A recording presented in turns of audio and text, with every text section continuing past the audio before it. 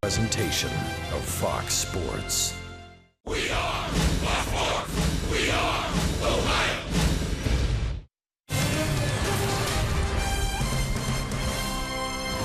When it comes to postseason baseball royalty, the A's and the Reds have their own special places. 1972, the A's clinch in Cincinnati a 7-game World Series championship. Then it's payback for the Reds. They sweep in Oakland in 1990 to complete their wire-to-wire season. The Reds and A's rushing onto the field tonight for interleague baseball on Fox Sports Ohio.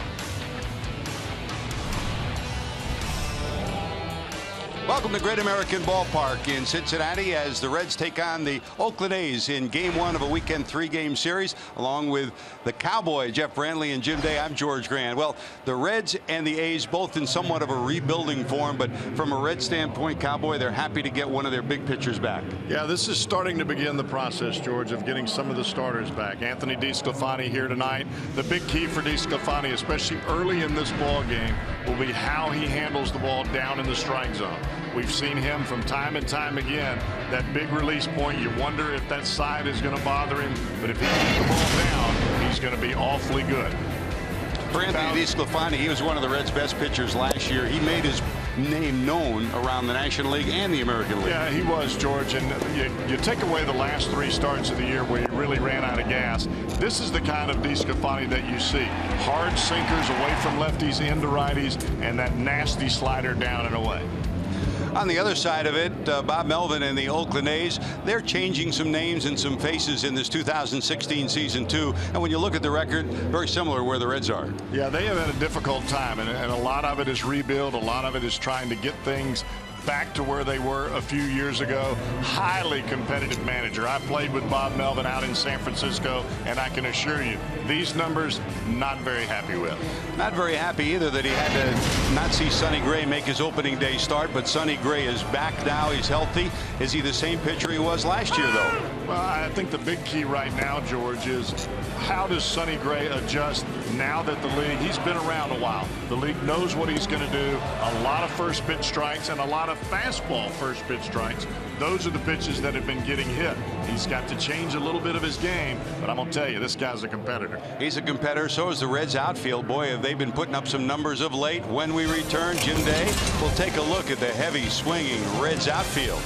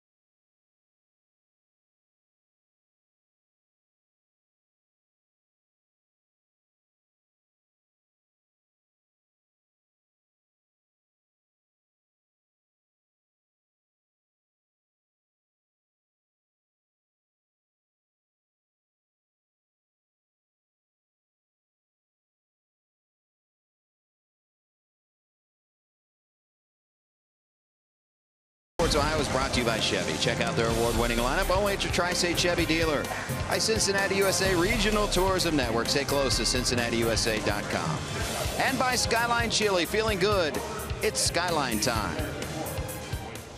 Hey there, I heard Tony Disco's on the mound tonight, and it's definitely going to feel like we're dancing at the Disco tonight with temperatures in the lower 80s for the start of the game. It's going to be warm and sticky. Temperatures fall through the 70s, no rain to deal with, and we'll see clearing skies. Let's go Reds! Nice hair. And Sam the Bald Eagle from the Cincinnati Zoo makes another appearance here at GABP, and another perfect landing. Go USA. I'm Jim Day. Let's check out our IGS bringing the energy. When you're talking corner outfield power, well, let's talk Adam Duvall and Jay Bruce. Amongst the league leaders, in fact, 1 and 2 as far as slugging percentage goes for outfielders. Duvall at a .627 clip, and Bruce right behind him at .576. Corner outfielders, you hope, bring some power to the table. And number 23 and number 32 have been doing just that. They're in the middle of that lineup tonight. Lineup's coming up. Disco's return. Anthony DeSclafani's season debut. George and the Cowboy are next on Fox Sports Ohio.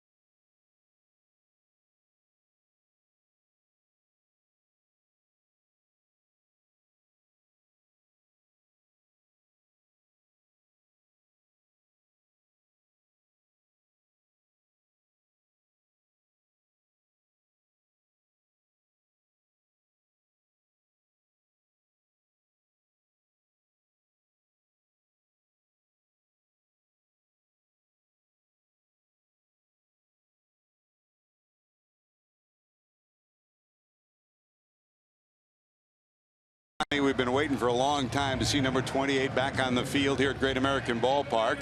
He's ready to go, and let's check the starting lineup for Bob Melvin and the Oakland A's, who come in 25 and 34, 11.5 games back in the American League West. It seems like we've been watching this guy for a long time. He's now 36. Coco Cripps. The Reds first saw Crisp when he was a member of the Cleveland Indians. He's still a leadoff hitter. He's in at 221 in the middle of a big funk. Jed Lowry's back off the disabled list, not playing short anymore. He's the second baseman. Stephen Vogt is the catcher. Danny Valencia will play third. Chris Davis, solid outfielder, good bat. And yeah, you remember this guy's name, Yonder Alonso, the former Red, will be playing first base. Marcus Semien will take over at shortstop, and Muncy up from AAA will be taken over at third base tonight. And Sonny Gray's your pitcher, batting in the number 9 position. And Cowboy, it sure is good to see number 28 back. Yeah, it is, Georgia. DeSclafani back out on the hill. I don't think I would have ever thought that it would have taken this long for him to get back, but that just shows you how unpredictable an oblique injury can be. And that's why when you hear that word, it has a tendency to make you back up a little bit. 31 starts last year for DeSclafani, led all rookies, 184 2/3 innings, led all rookies. I thought he had a phenomenal year. I think his last 3 starts, as we mentioned earlier, kind of tainted the numbers just a little bit.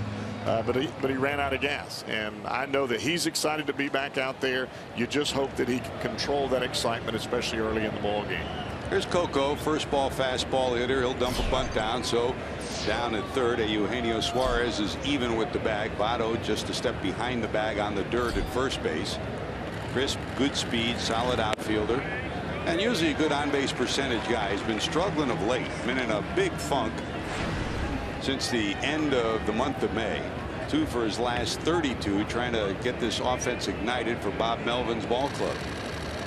Strike 1 delivery, swing and a miss on strike 2. Your home plate umpires, Fielding Culbreth, he's the crew chief here tonight. Jimmy Reynolds is down at first. Manny Gonzalez at second, and C.B. Buckner is your third base umpire for the first of the 3 games here. The A's and the Reds. In interleague play, the Reds have won 6 and lost 10 against Oakland. And Cowboys, some of the most difficult interleague games we've had have been in Oakland. So the Reds always have trouble winning there, but they're trying to slap up a W here tonight against Bob Melvin's ball club. Fouled at the plate. Barnhart can't hold on. So it'll stay 1 ball and 2 strikes. Oakland has lost 5 straight, and you're looking at the numbers, and it's been a roller coaster for them, hasn't it? It really is. It's either they've been playing really good and winning 3, 4, 5 in a row, or really bad and losing 3, 4, 5 in a row, and that's how their whole season is going. Barnhart sets up inside, just missing inside. Culbreth won't pull the trigger on that one. It's 2 balls and 2 strikes. Well, that is Anthony DeSclafani's money pitch, and I imagine if he stays right there with that, he'll get that call more times than not. 2-2. The outfielders Holt in center, Duvall in left. This time of year, there's a liner into right. That's a base hit. So Crisp gets a base hit, leadoff batter on. Good stolen base operative is Coco Crisp. At this time of the year and this time of the night, the sun a factor in left and center field. He got that one up, didn't he? Yeah, the ball that was down and in on the previous pitch, I thought was an awfully good pitch. But from a pitcher's standpoint, especially with DeSclafani just getting back out there, you try to raise the ball just a little bit to make an adjustment, and he leaves it out over the plate. There's Jed Lowry, the switch hitter, playing second today. Came up as a shortstop, and Reds have faced him in a number of venues. Houston, Oakland. Of course, he was a postseason contributor for the Boston Red Sox. Lowry on the disabled list most of the month of May. Just got back on the last week of May. Out in front of that off-speed delivery. No balls and 2 strikes. DeSclafani seems to have his slider early. Now just to get that fastball location, he'll be on the money. I've always thought DeSclafani had an awfully good slider.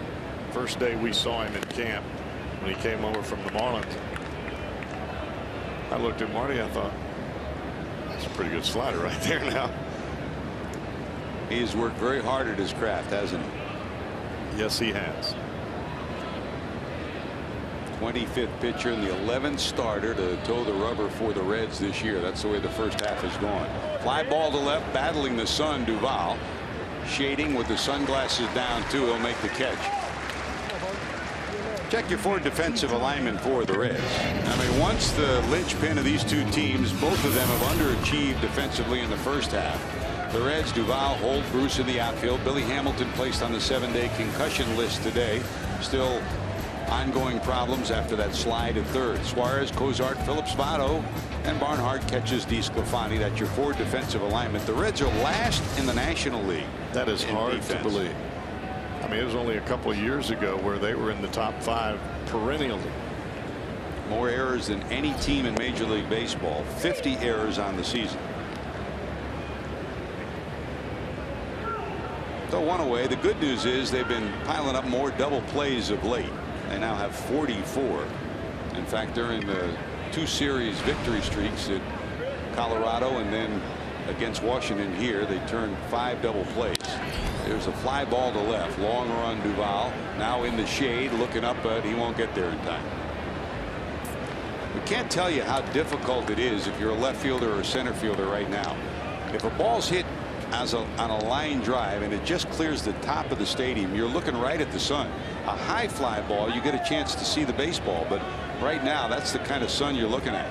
And we saw that in the ball game yesterday with Matt Carpenter leading off and Tyler Holt having to make a running catch right at the edge of the Reds bullpen in left center. I'm sure that he was probably surprised that he was able to see the ball at the final second.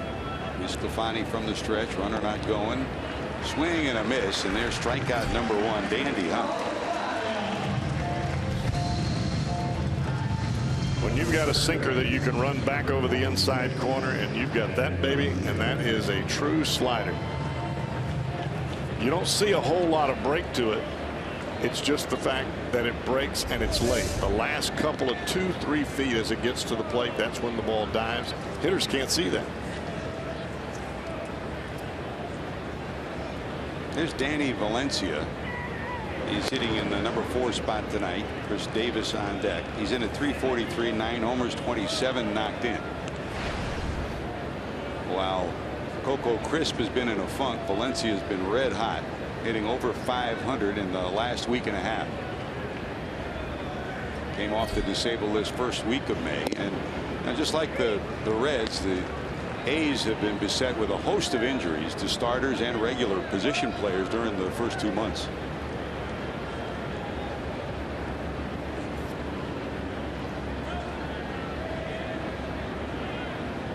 Third baseman digs in. DeSclafani to the stretch.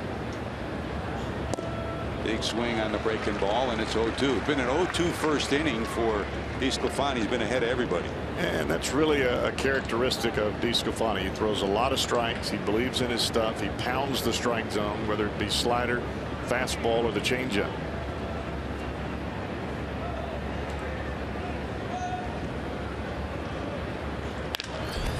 Foul by about a foot. Votto had it covered as he was holding the runner on. You know, George, you were talking about injuries for both of these clubs. When you have injuries to your starting rotation in this day and age, that is almost impossible to replace. You might be able to replace a shortstop or a center fielder for a short period of time, but replacing a starting pitcher, I mean, that's a nightmare, especially when you have multiple starting pitchers that are out, as the Reds have. Crisp a little bit bigger lead. No balls, 2 strikes. You know, there was a time, Cowboy, where he'd watch Coco Crisp, whether he was in Boston or whether it was in Cleveland or Boston, Kansas City, and anytime 4 pitches into whoever was at the plate, he'd be off and running. At 36, the running game not as much a factor for him. That age tends to slow you down a bit. Don't we know it? Reds have stolen 38 bases on the season. Oakland only 28. Not going. Fouled off the mask of Barnhart, and we'll try it again. 0-2.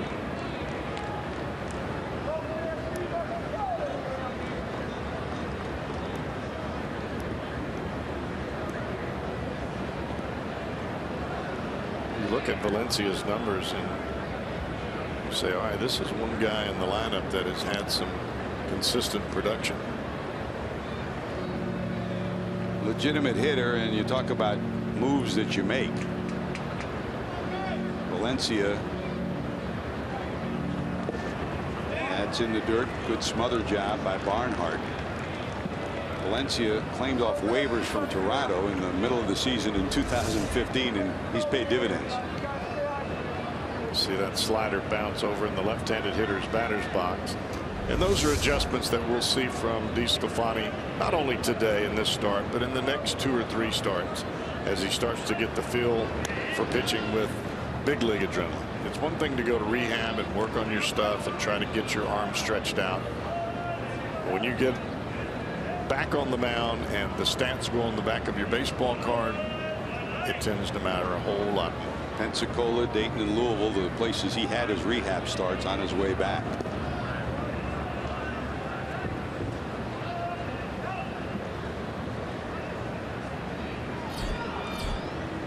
can even see it in the face of DeSclafani right now.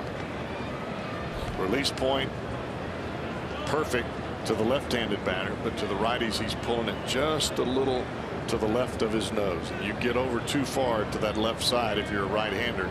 That's where the balls are going, down in the left-handed hitter's batter's box. Hit hard. Cozart flags it down, flips to Phillips. Yep, they got it. 6-4 the play. Defense pays off for the Reds here in the first. They'll strand a base runner, and the Reds go to work. Cozart will drop the glove. Grab a bat when we return.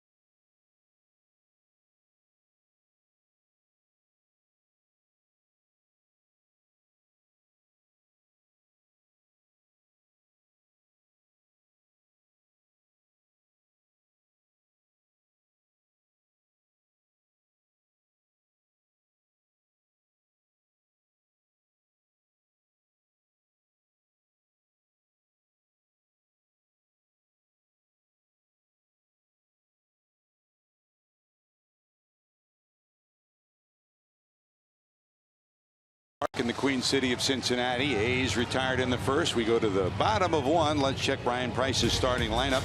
Zach Cozart will be in the leadoff spot. He comes in with 9 homers on the year. Joey Votto will follow him up at 228. Brandon Phillips with his hitting streak at 12 games. Jay Bruce will hit in the cleanup spot. Adam Duvall, Eugenio Suarez, Tyler Holt in for Billy Hamilton on the 7-day concussion list today.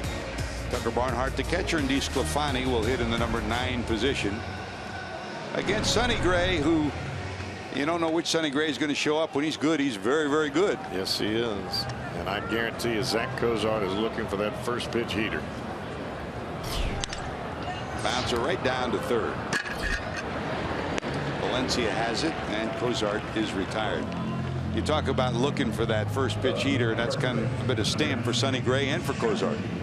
Yes, Sonny throws a lot of first pitch strikes, which is what you're trying to do as whether you're a starter or a reliever. A lot of those first pitches are fastballs. If they're well located, that's a great pitch. But if you're getting them over the plate or they're elevated a bit, as we saw about 5 or 6 starts in a row for Sonny Gray before he went on the disabled list, those balls were up. Made the All-Star team last year. Pre-All-Star, he was 10-3. He was one of the best pitchers in the league, and then dropped to 400, 4-4 in the second half, and they wondered if it might be a little fatigue. Not a very big fella. Down and into Joey. 2 balls, no strikes. You see more and more drafts of big body starting pitchers simply because the rigors of the season are just, they're traumatic on a smaller pitcher unless you're a sinker ball slider type of pitcher like Mike Leake. If you can sink the ball and manipulate it, you can take some pressure off your body. Way high to Votto, and it's 3-0. Joey's average still sub Joey Votto language, 228, but in the last 13 games he's hit at an even 300 clip. Big walk-off home run for Votto against the Cardinals. All told on the year, 11 homers, 203 for his career. There's a strike. You know, you wondered yesterday when he was hit by Adam Wainwright, and you don't know. I mean, there always could be something going on. And went up to Joey today and said, what did you think? And he said, it was payback. He said, you know, and I deserved it. He said, maybe I went too slow around the bases when I hit that home run. This one hit deep into right center field. Chris back at the warning track, at the wall. He'll haul it in. He said, you know, and that could have been the genesis of it. And he got plunked by Wainwright. He said, I don't have any problem with that. He said, you know, I thought about it. Maybe I did go around the bases a little too slow, and that's fine with me, said Joey Votto. Well, I think that there are two sides to that story. I mean, it was a game-winning home run. He hit the ball out of the deepest part of the ballpark. He did watch it. And I don't know if it's the running around the bases slow as much as it is when you hit it and you stand there and watch it. But I felt the same way. I felt like, okay, there's 2 outs. Wainwright did it very professionally. There wasn't a big hoopla about it. Votto went on down to first base. And that's the way you play the game. Yeah. Either way. And there are a lot of folks that disagree with that, but those folks are ones that have never been out on that field. You're right. And the other side of it, I mean, that's the way Votto viewed it. I mean, it wasn't like he was complaining. He said, you know, I thought about it. That's fine. And he hit me where you're supposed to hit me. Right. Well, it didn't buzz his head. He didn't hit him in the head. No. Here's Phillips in his 12-game hitting streak. Yeah, the Don Drysdale story. I remember he told me at Cooperstown one year when he played, he had a hat. He only got 1 hat back in those days. And he said, if Juan Marichal hit John Roseboro, I put Marichal's name under the bill of my cap. I wrote it in. And I got him whenever I thought it was the right time to get him. Could be a week later, could be 2 weeks later, could be a month later, but then I would cross Juan Marichal's name off. So I said, well, what happens if you got to the end of the year? Back then, you only got 1 hat a year. Right. You didn't get hats every 2 weeks. So what happens if you get to the end of the year and you still got names left on the list? So when I get my new hat, that name's right on the new hat. Right. You do it when it's time to do it. Doesn't have to be the next at bat. Well, if you're going to do that, you do it the way Wainwright did it, and you do it where it's not going to hurt your club. So many times you see young pitchers lead off batter and they're smoking them up. I mean, around the face, and that's not what it's about. 1 ball, 2 strikes to Brandon Phillips in at 267 in the dirt.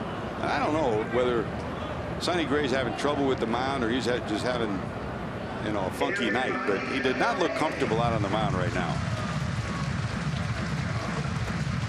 I would totally agree. And a lot of times for a pitcher, when you don't feel comfortable, you tend to paw around the mound a little bit and try to run the thoughts through your head. Okay, I've got to do this. I've got to stay back a little bit longer, maybe get my arm up a little bit. 2-2 dribbled in front. Lloyd has it, and they'll throw Phillips out. So the Reds go 1-2-3. To the second we go, scoreless. Davis will lead it off.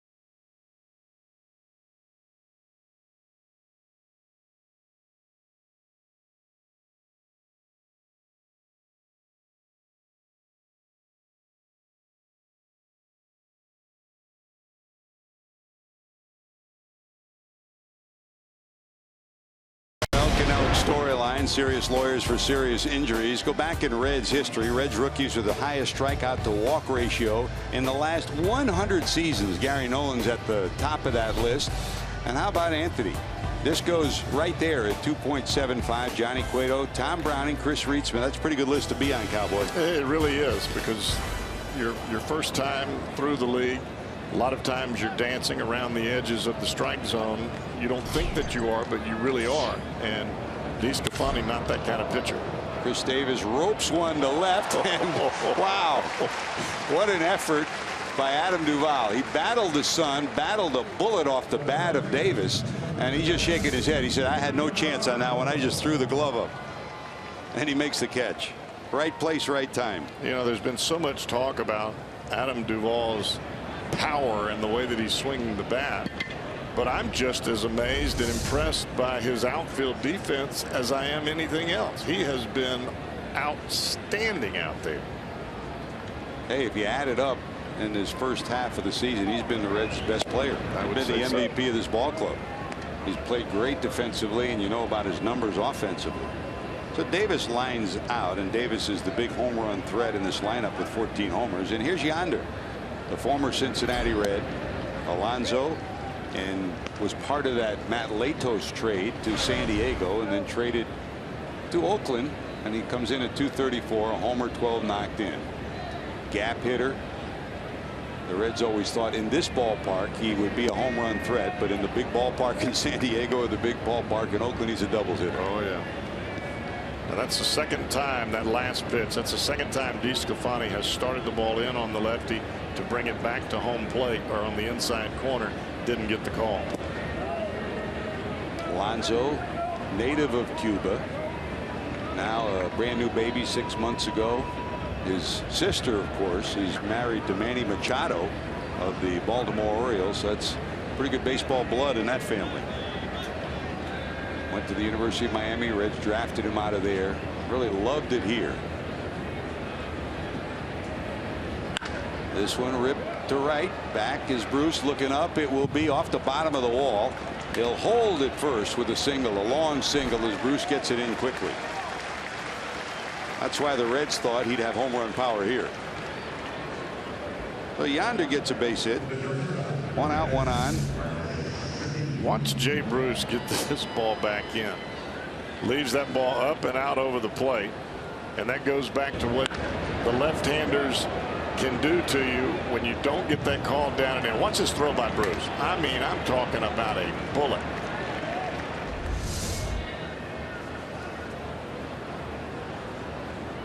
That was almost the same pitch we saw from Coco Crisp, that fastball up and away.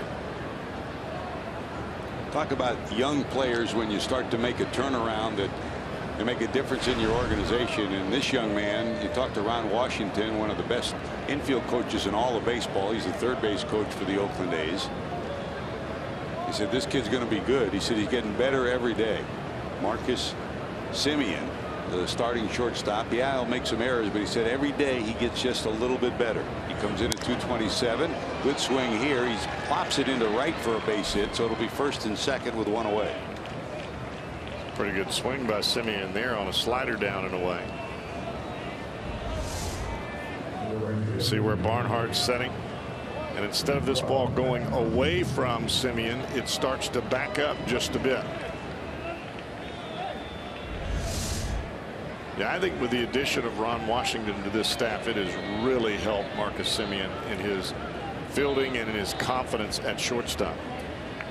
There's Ronnie Wash, former Oakland third base coach, then became the manager in Texas from 2007 through 2014, and they're happy to have him back in Oakland. The world is right when you see Ron Washington hitting fungos to infielders, right? I agree. He's a good one. I mean, you look at the numbers. I mean, the numbers tell the difference for Semien. I mean, he had 30-something errors, and Washington reduced that down to 10 or 11. Here's Max Muncy. Muncy, recalled from AAA Nashville today for his second stint with the club. This one hit deep to center field. Hold back at the warning track. He'll haul it in. Alonso will tag. The runner from first, Semien, tags. They both advance on the long fly ball to right center field. Muncy at Nashville in 44 games had 7 homers and 20 knocked in. You saw some of his power on this fly ball to center. Yeah, this ball is supposed to be down and away. It ends up middle and about mid-thigh. Those are danger pitches. Good news is that's the second out of the inning, and the pitcher's up next, Sonny Gray. Pitcher's 0 for 4 so far in interleague play for Oakland this year. And in the history of interleague play, they've got the worst overall record at 082. So DeSclafani trying to wriggle out of this second and third jam with 2 outs in the second.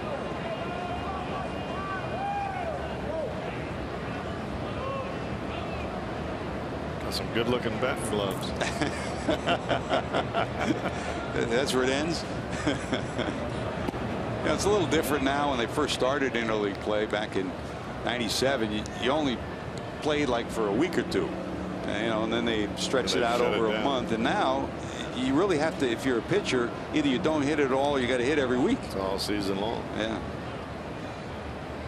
Yeah, there were a lot of pitchers when we first started interleague play. They wouldn't use batting gloves simply because they knew that they had pine tar on the bat. Yep. And they'd like to get it on that pitching hand for a grip. No, you're kidding. Some pitchers, not you. Just a few.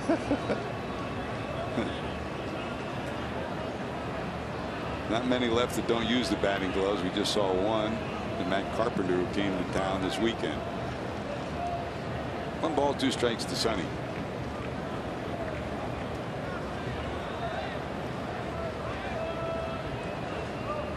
Crisp in the on deck circle. Good speed on the bases for the A's with 2 away. Dribble but foul at home plate. Which way did you like it better? I mean, it's not easy. Interleague play isn't easy because even if you have video and you see a pitcher on another team or a batter, it's not like seeing them in person.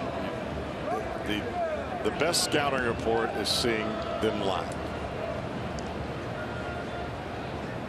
Yeah, I made my scouting report after my first pitch to the batter. I was going down and away with that first pitch fastball, try to hit that outside corner. I didn't care if they knew it or not.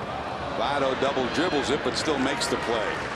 Tricky hop, but Votto gets a glove on it, makes the play, and the Reds get out of trouble. Strand 2. When we return, Bruce to the bat rack.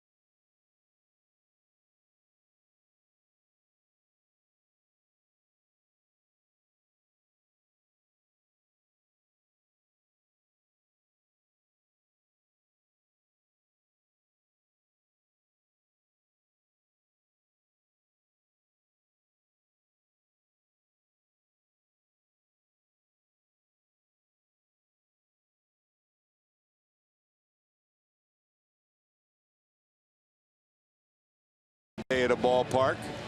Cincinnati, the home of Procter & Gamble, of course, and Isaiah Mustafa, best known as the Old Spice Man from the Old Spice commercials, riding around the field on a horse, threw out the ceremonial first pitch. cowboy. How come they didn't get you to do that? You should have gotten to Isaiah to get you in there. That was perfect for you, man. We could have given you the hat. That would have worked for me because Old Spice is my favorite deodorant. Me too. Me too.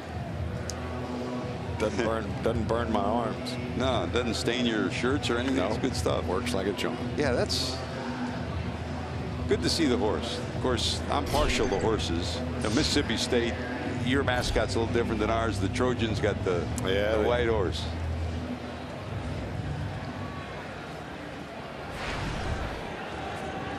Here's Jay to lead it off in the second. Bruce 278, 13 homers, 42 knocked in on the season. They'll overshift against him. He'll ground this one into short right field. And they'll get him by half a step.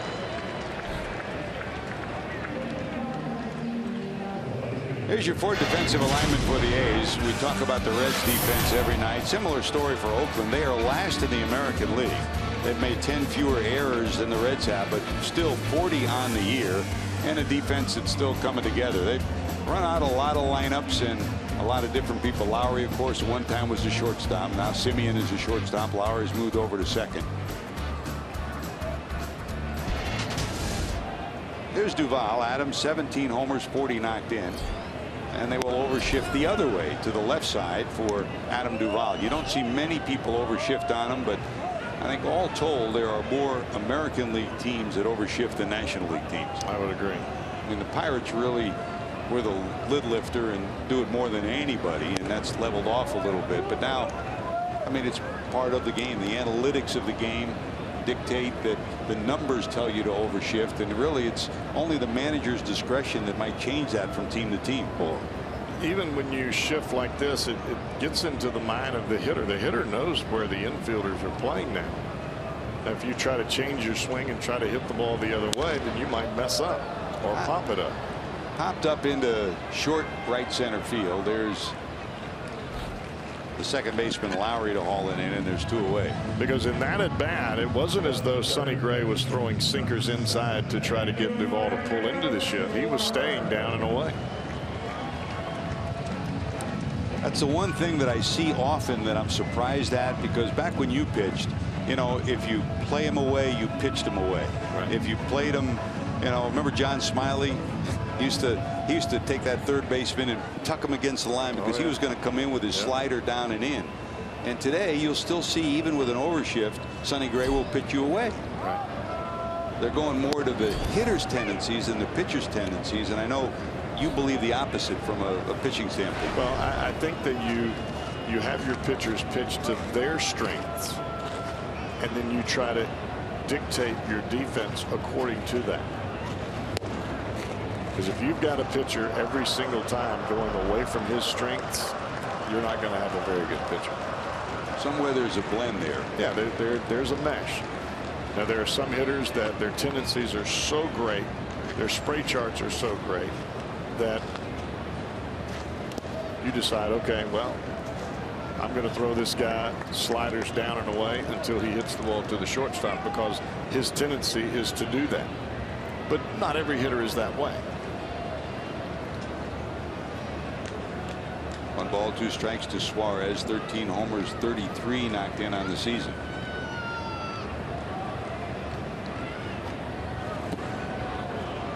And that'll do it. A quick 1-2-3. So for the Reds, 3 up, 3 down. Going to the third, Coco Crisp leads it off.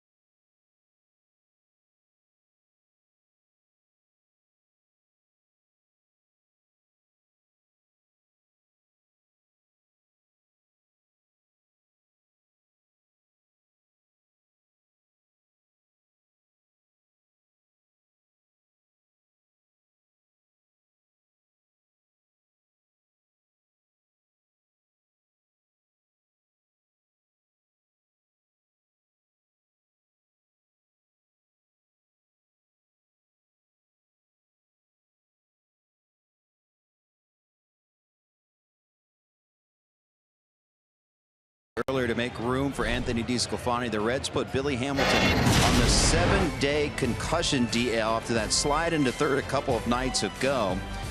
Now, he will have to pass not only mental tests but physical tests to prove that he's over the concussion symptoms. When you go on the concussion DL, it's a minimum of 7 days, but it could be longer. He not only has to pass those tests with the Reds training staff and the medical personnel, but also with MLB through the MLB concussion protocol. So minimum of 7 days. It could be more. Keep you updated. We wish Billy the best. Thanks, JD. And as JD told us, Billy did come to the park today with intentions of trying to get back in, just didn't feel well, and after being examined by Stevie Ballman and the training staff, they did the smart thing. You know, and I think, in fact, Cowboy, as Coco Crisp steps in, I had lunch today with one of your best friends with the Reds. That's former trainer Mark Mann. And great care of me. And you're not kidding. And there's a bouncer, and how about Crisp? He's 2 for 2.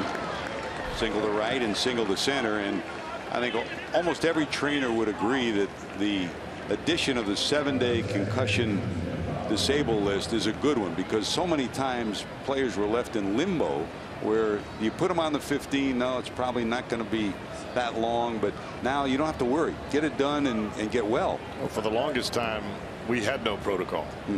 You just had a headache, you took some Tylenol, and you went out there and played. And that's a danger. That's really dangerous.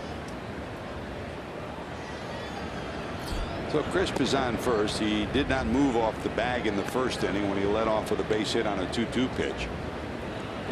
DeSclafani threw, for the first 9 batters, he threw a first pitch strike.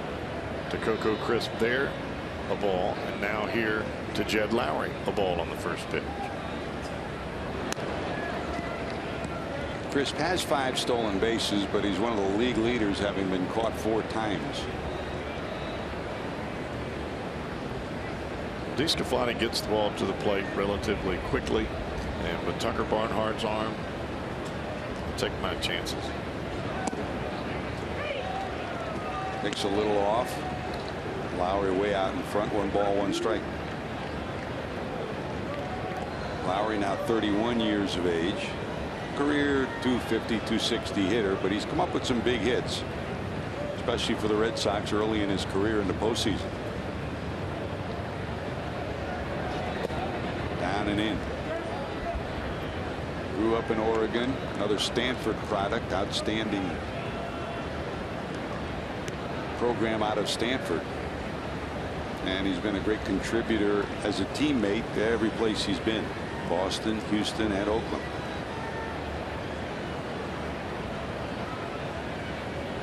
Two balls, 1 strike. Both on deck.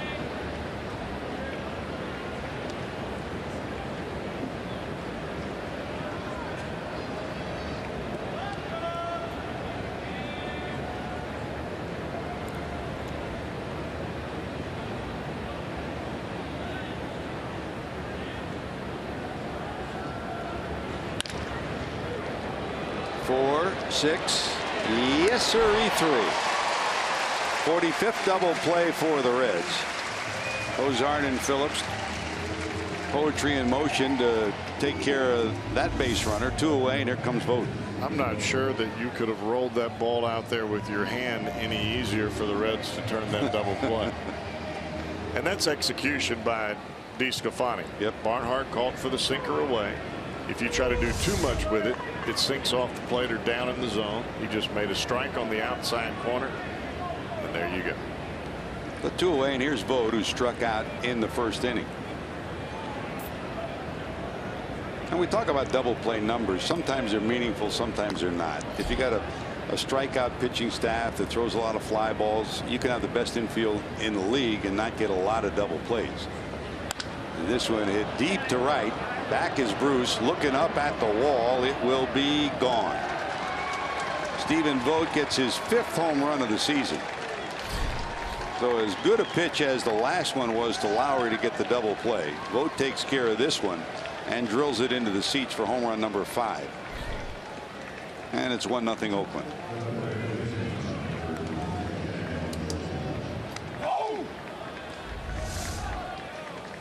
Trying to get the ball in, and we've seen this now 3 times to lefties.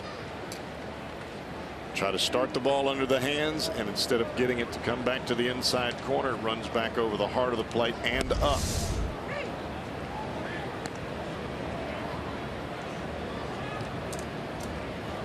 But that's just a field pitch for DeSclafani.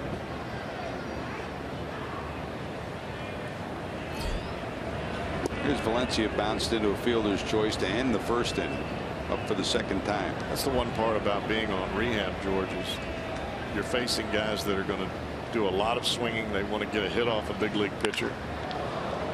This one hit pretty good to center. Back goes Holt. One hop against the bullpen gate, and it'll be a 2-base hit for Valencia. And a lot of times for a big league pitcher, you don't get a true read on your stuff until you step back out onto the big league mound. And right now, these balls are, well, that ball was belt high. So 2 balls that are up get punished, one for the homer, another for a double. A runner in scoring position, 2 away, 3rd hit of the inning, and here's Chris Davis, who hit a bullet to left that somehow Adam Duvall got a glove on, peering right into the sun. Davis likes to swing at the first pitch if it's even in the area code of home plate. More times than not, he is coming out of his shoes.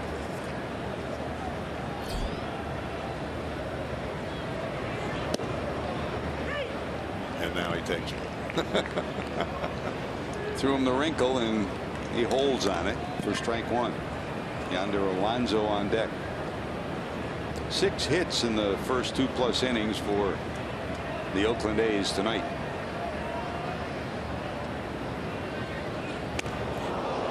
Did that get his leg or his bat? I think he got the leg. So down to first goes Chris Davis. The team that's hit more batters than anybody else in the National League gets one here. Got him right on the elbow pad.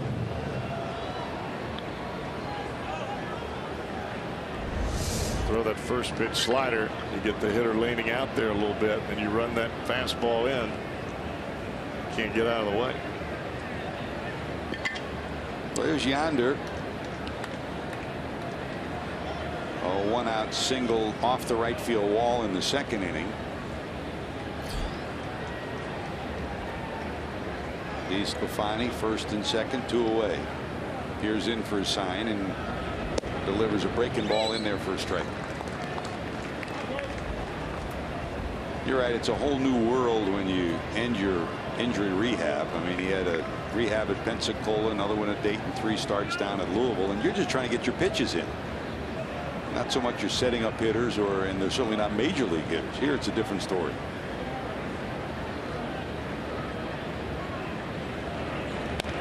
Off the end of the bat, Suarez. Flip to Votto, and that'll do it. But a home run by Vogt gives the A's a 1-0 lead. Here's Tyler Holt to lead it off.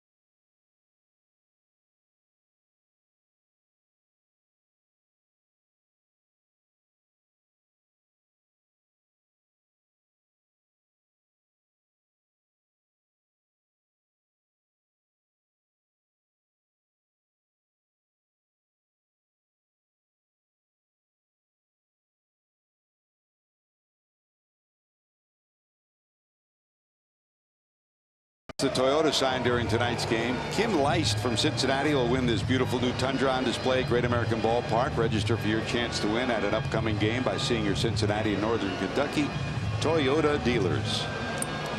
Good looking vehicle, huh? That'd be nice. Driving back home with that, wouldn't it? Four-wheeler. You got an off-road vehicle? I did. You know. You don't want Mason to get too used to it and start driving it. So you got that right. Ashley says get rid of that. I got you.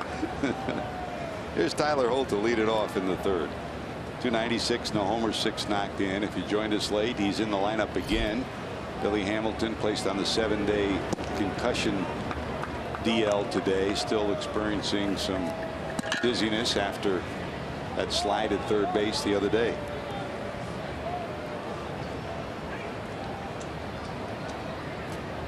One ball, one strike to the center fielder for the Reds with Tucker Barnhart on deck, and then DeSclafani will follow. Down to third. In the dirt, but picked by Alonso. Good pick on both sides. Hey, Reds fans, the 2016 Esurance MLB All-Star Game ballot is here. Head to Reds.com to choose your All-Star Game-worthy stars and send them the MLB All-Star Game, which will be July the 12th in San Diego, sponsored by MasterCard. Vote today, vote tomorrow. Vote at Reds.com/vote. I wonder if you vote for Vote, the catcher. Sonny Gray has retired 7 straight with 1 out here in the third, and here's Barnhart.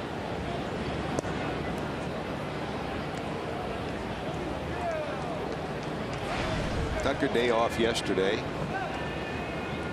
Guy that figured to be the Reds' backup catcher the last 2 years, Devin Mesoraco, injured hip last year. He became the #1 guy, and talking to him even opening day after everything he went through, he said, you know, I asked him, what'd you learn last year? He said, I learned I really do belong up here. And you have to play to learn that, don't you? You do. It just takes some time, and it takes experience. And granted, most people think, well, you get called up to the big leagues, you should know that you belong up there. It doesn't work that way. It just takes some time to gain confidence, to understand what you have to do to be successful up here. And for some kids, it takes a little bit of experience here, then back to AAA to work on. A little more experience here, back to AAA to work on. 1 ball, 2 strikes. Slap foul.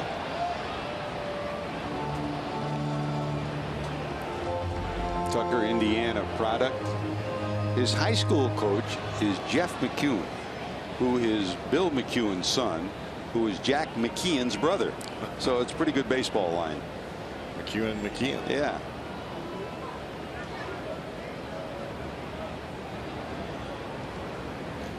One and 2. Swing and a miss. He got him. That's strikeout number 2 for Sonny Gray, and here comes DeSclafani.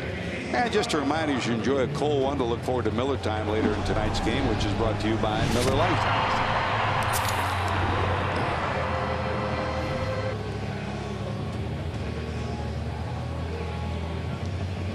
Very pleasant night tonight at Great American Ballpark. It rained almost all day here in Cincinnati. You'd never know it by now. I know. The good news is sun's shining brightly. The temperature's heating up. So is the humidity. But the best news is that we invoked the Gordy Coleman rule. We're wearing golf shirts tonight. Back in the old days when we first started doing games, Gordy said, I got to wear a golf shirt. I can't wear a coat and tie. We had it for a long time, and today, with humidity expected to be high this weekend, we're back to these golf shirts. They're nice too, aren't they? Yeah, very nice. Very light. It's warm tonight, and it's going to be even warmer tomorrow. What, 93 expected tomorrow? That'll be a great day at the ballpark.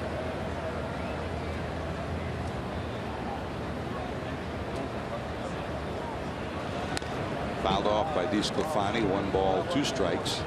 Of course, coming up is Father's Day next weekend. The Reds will be on the move and on the road, so they won't celebrate Father's Day here, but the home run challenge will take place all next week. Keep Dad in the game, and we do it every year. Cowboy Michael Milken from the Prostate Cancer Foundation going to be joining us in the next inning, and Hard to believe. It's been over 20 years we've been doing it in baseball. They've raised over $40 million to fight prostate cancer. And some big names, you know, Joe Torre, Dusty Baker, a lot of people in and out of the game. Yeah. Tough disease. You can fight it in any way. Baseball gives it a chance.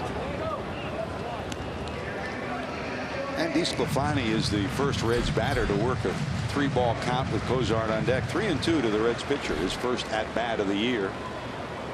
Anthony DeSclafani.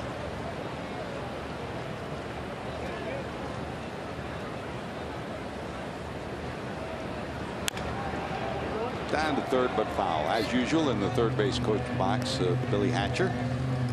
This is the part of the game for DeSclafani that would worry me the most. Not the pitching part, but swinging the bat. That puts the most stress on that oblique area.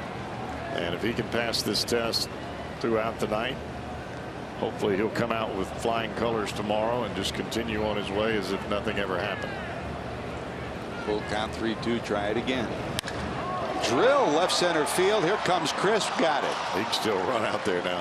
And well, the Reds are blessed with Billy Hamilton. Coco Crisp can still chase it down. When we return, we'll visit with Michael Milken.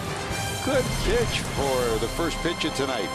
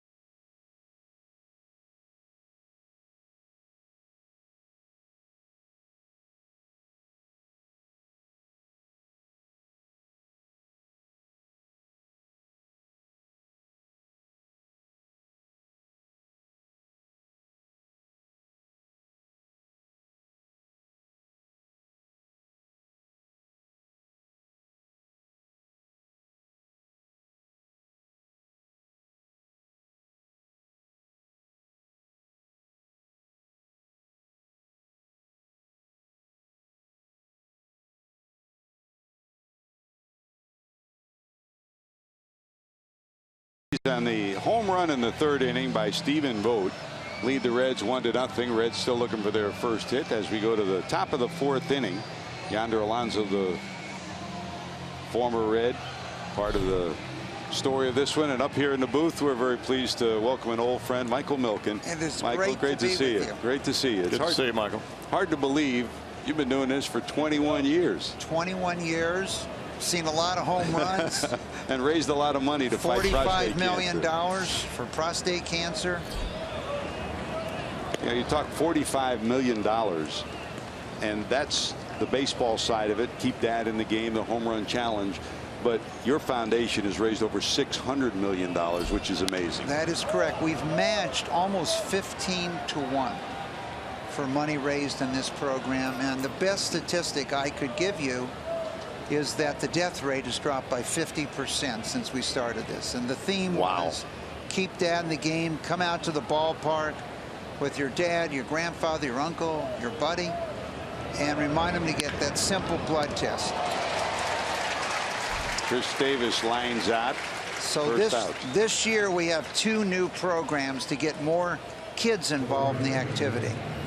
And you can go to homerunchallenge.org and read all about it. One is your home run trot. And I don't know if you noticed before the game, Mr. Red gave us a home run trot. Your favorite home run trot send it in. Winners get to go to the All-Star game or the World Series. And the second one is your first ball game. Tell us about the time you went to your very first baseball game. Do you remember your first game you went to? Oh, I sure do. My dad took me to the Polo Grounds. Yeah, I remember it because I played in it. I doubt if that was the first game you ever went to. First big league game I ever saw, I was pitching in. I could hear my mother screaming Jeffrey from the That's stand. it. You always remember your Atlanta. moms. And that's either Mother's Day or Father's Day. Those are the two special days for moms and dads with their kids. And That you is have true. Father's Day as the linchpin for keep Dad in the game. And so it is now estimated that 1.4 million American men are spending time with their families, their loved ones, their grandkids, their friends, more than had been the projected level when this program kicked off. And there's 4 million men living totally normal lives today who've been diagnosed with prostate cancer. That's amazing, Mike. So- That's amazing. And this ballpark was built by a close friend of mine, Carl Linder, who owned the team for a while. And the year before he passed away, I had him out there throwing out the first ball. But he loved Cincinnati, and he's left an imprint on this city. And Carl also had prostate cancer, but that was not the cause of his death. And so the research that's changed it, the early detection, a man in America now diagnosed with prostate cancer has a 99+% probability of living 5 years and longer. And for me, it's 23.5 years, and I'm the happiest guy to be in the ballpark. I remember the first time we did this, and the energy that you brought to this fight still reverberates 21 years later. It is, you know, and I've had a good coach, Tommy Lasorda, has traveled with me for 18 years. That means a lot of good dinners, too. It is. I had to apologize to the concession here, up here near the broadcast booth, that he wasn't coming tonight. They threw on some extra food for him. And I don't know if you saw that public service announcement of Joe Torre. He has been a great ambassador, and he was diagnosed 17 years ago himself. Tomorrow we go into Washington. Dusty Baker, the manager. Another survivor.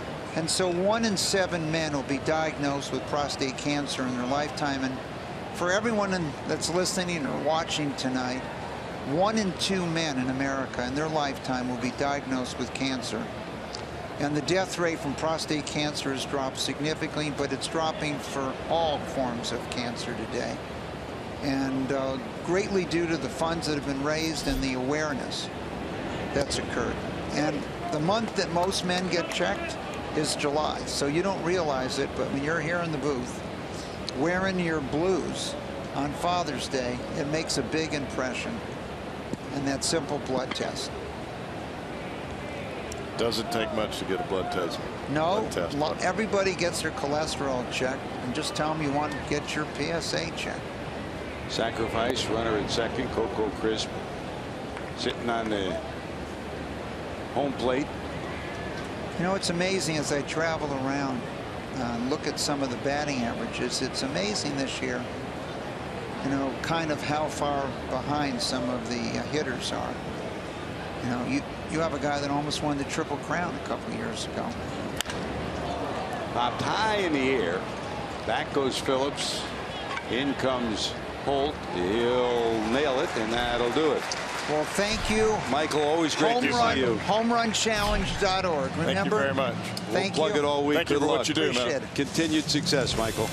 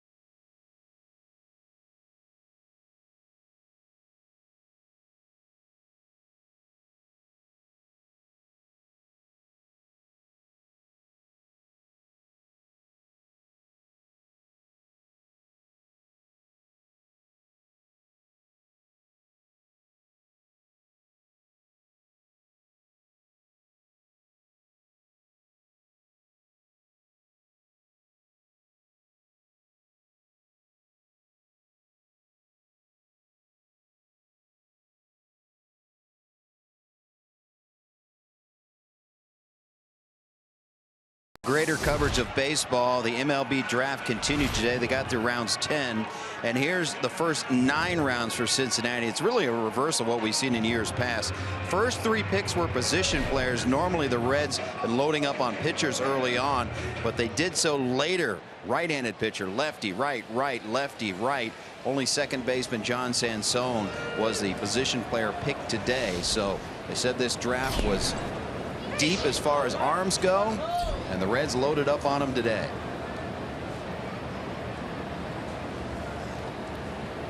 Thanks, JD, keeping us up to date on the Reds draft. And Cowboy, we'll be talking about this draft for a long time, but it really takes 4 or 5 years before the fruits of a draft really make their imprint on an organization. Well, you and I were talking about this before the ball game ever began, and there are different organizations, obviously, that do things different ways. But I've been in this organization long enough and played in this organization. If you're drafted by the Reds, you have entered a very special family, and it's not an organization; it is a family. And I'm telling you, the guys that have come through the system and have come through here, and they've played here their entire careers.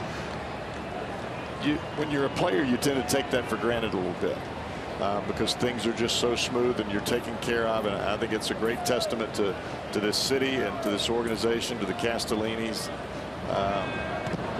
It's not like that everywhere. And I've played in a lot of different places, and I know that for a fact. It's not that smooth everywhere. I mean, just look at the last week. You know, Chris Heisey came to town with Washington, and he's happy to be there, be with Dusty, be in the major leagues. But he said this is still his home because this is where he made it to the major leagues. This is where he and Zach Cozart are still very close. Their families are close, and he remains close. There's a line drive off the bat of Cozart and an outstanding catch by the second baseman Lowry. Cozart's retired, 1 away here in the 4th. Did that ball hit Sonny Gray's glove? It looked like it 1-4. And that was a line drive bullet. Watch this ball and watch Sonny Gray reach for it, and the second baseman catches it on a dive. I'm not sure if that ball hit his glove or not, but it sure looked like it. It did. And it looks like if it didn't hit his glove, yeah, it might have been into center field for a base hit. So 1 away. Cozart hit it right on the button, and a nice play. They overshift on Votto, who flied to center first time up.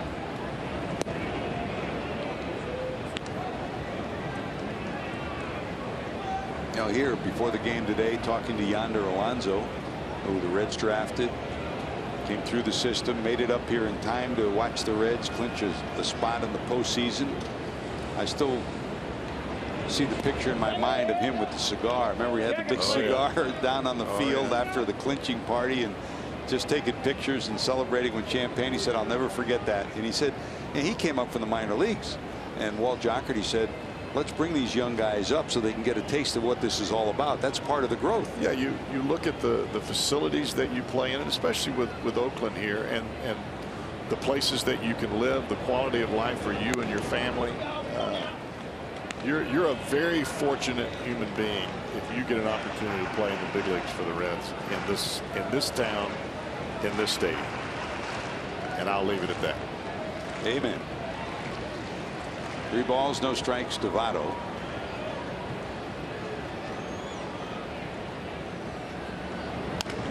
Fouled at the plate, and similar to his first at bat, Joey has been working the count 3-0. First time up 2, and he battled back to hit a fly ball pretty deep to center field. Sonny Gray is looking a little bit more comfortable than what we saw really the first couple of innings. Ball's starting to come out of his hand a little bit better. He looks like he's loading up his backside a little bit better than what we saw early in the ball game, and driving the ball down in the strike zone. 3-1. And Votto takes a walk, 1 out, 1 on, and here comes Brandon Phillips. If you're a baseball fan, then you need the all-new Fox Sports app. Get highlights, interviews, injury updates, scores, and instant alerts on your favorite teams and rivals. Download now in the iOS App Store, Google Play, or visit foxsports.com/app.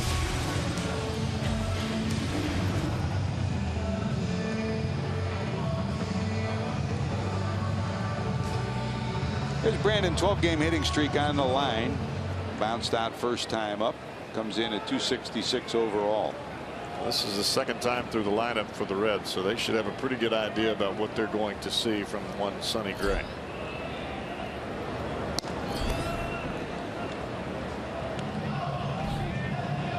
And through the first 9 batters, the Reds didn't have a whole lot of solid contact, but they've really never seen Sonny Gray before. And the 4th inning for Sonny Gray has been his worst inning of his year. 1 ball delivery to Phillips. Short lead for Votto. Bounce toward short. High hop. They'll get 1 and they'll turn it into 2. The 63rd double play of the year for the A's. Base runner erased. 1-0 A's.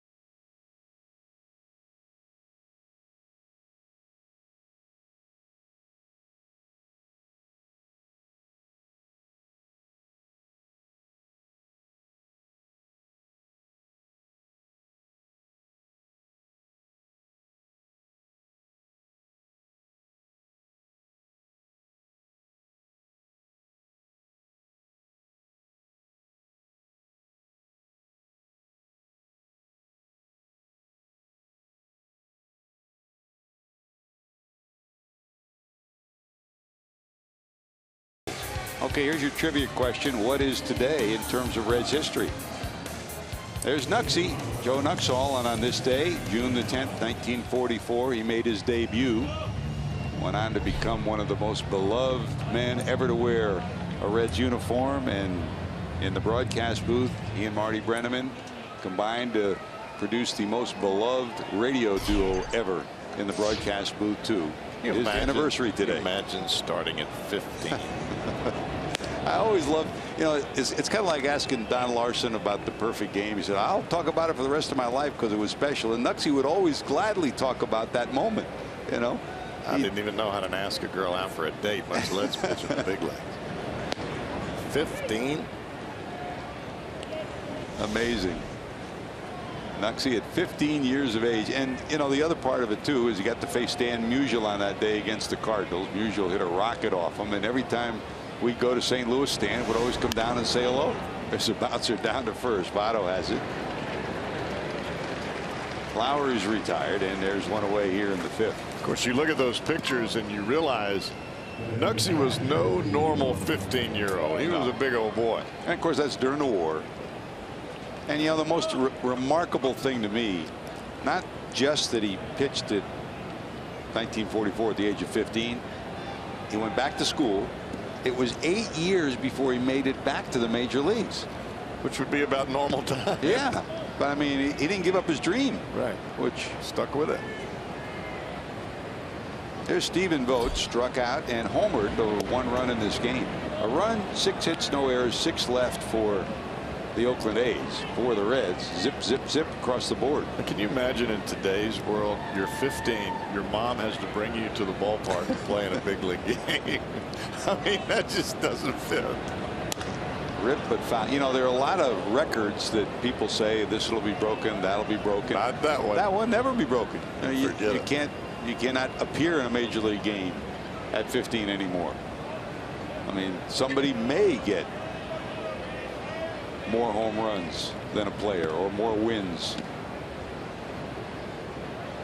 Freshman or sophomore in high school. Yep. 1 ball, 1 strike. Fouled off, and it's 1-2.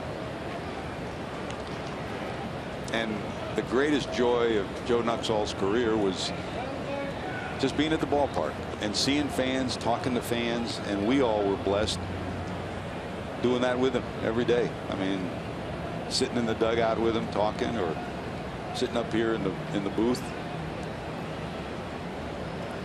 My favorite was sitting in the dugout with him after the ball game. If you were fortunate enough to have a good enough game that you got to get on the player of the game show, and he was something. Phillips, backhand, off balance, can't get the ball out of his glove. It'll be an infield hit for Vogt. Great play by Brandon, but then just couldn't get the ball out of the glove. So it'll go as an infield hit. Vogt is 2 for 3.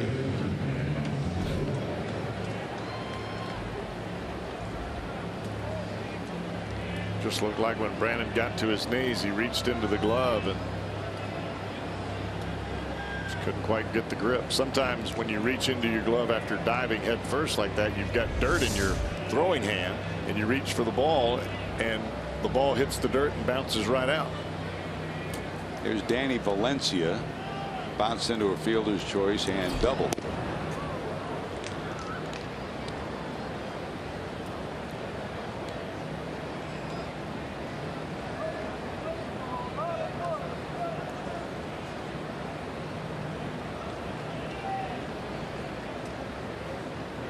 Stefani from the stretch. Oh, pretty good slider right there.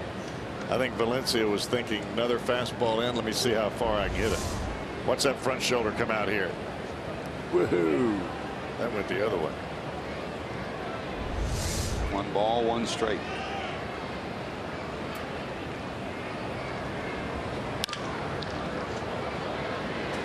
Suarez will get one at second on to first, and the Reds have turned their second twin killing of the night. 46 on the season. Base runner erased. Reds go back to work. Bottom of 5. Bruce, Duval, Suarez. Reds looking for their first hit.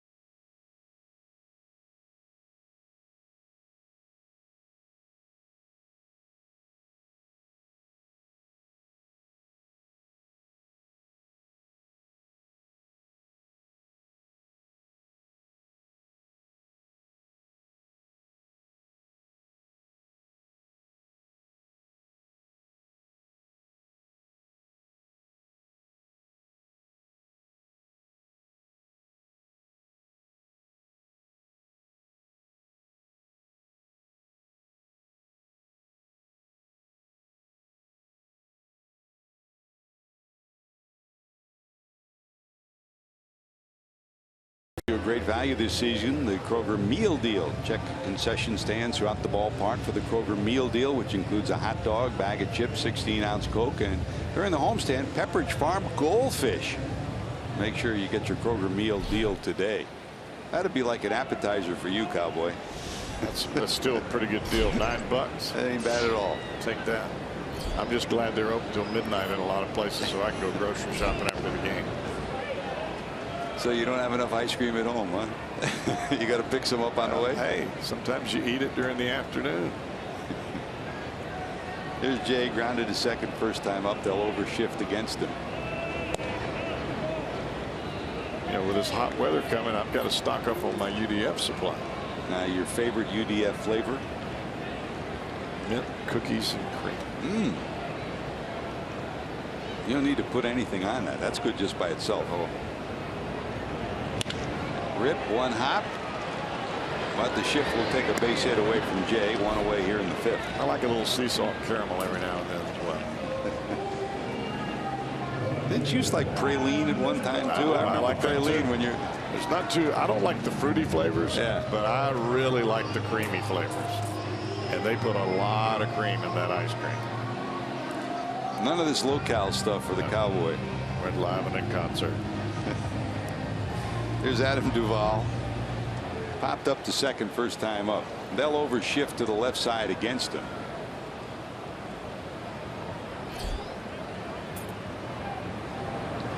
And while Duvall has 17 homers and you look at the power numbers, really the strength of his swing and the key to his swing this year has been that he's stayed in the middle of the field in that 7-game hitting streak and all season long.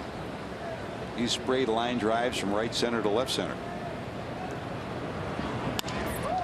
Not this time. He rolls over on that one.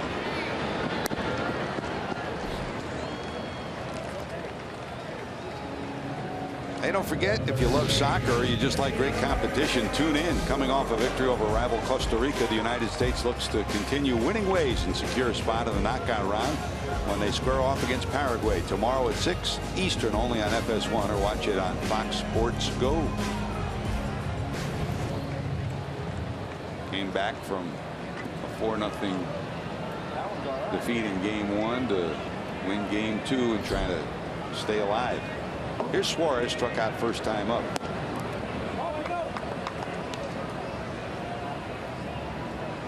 Seven ground ball outs into the 5th inning for Sonny Gray.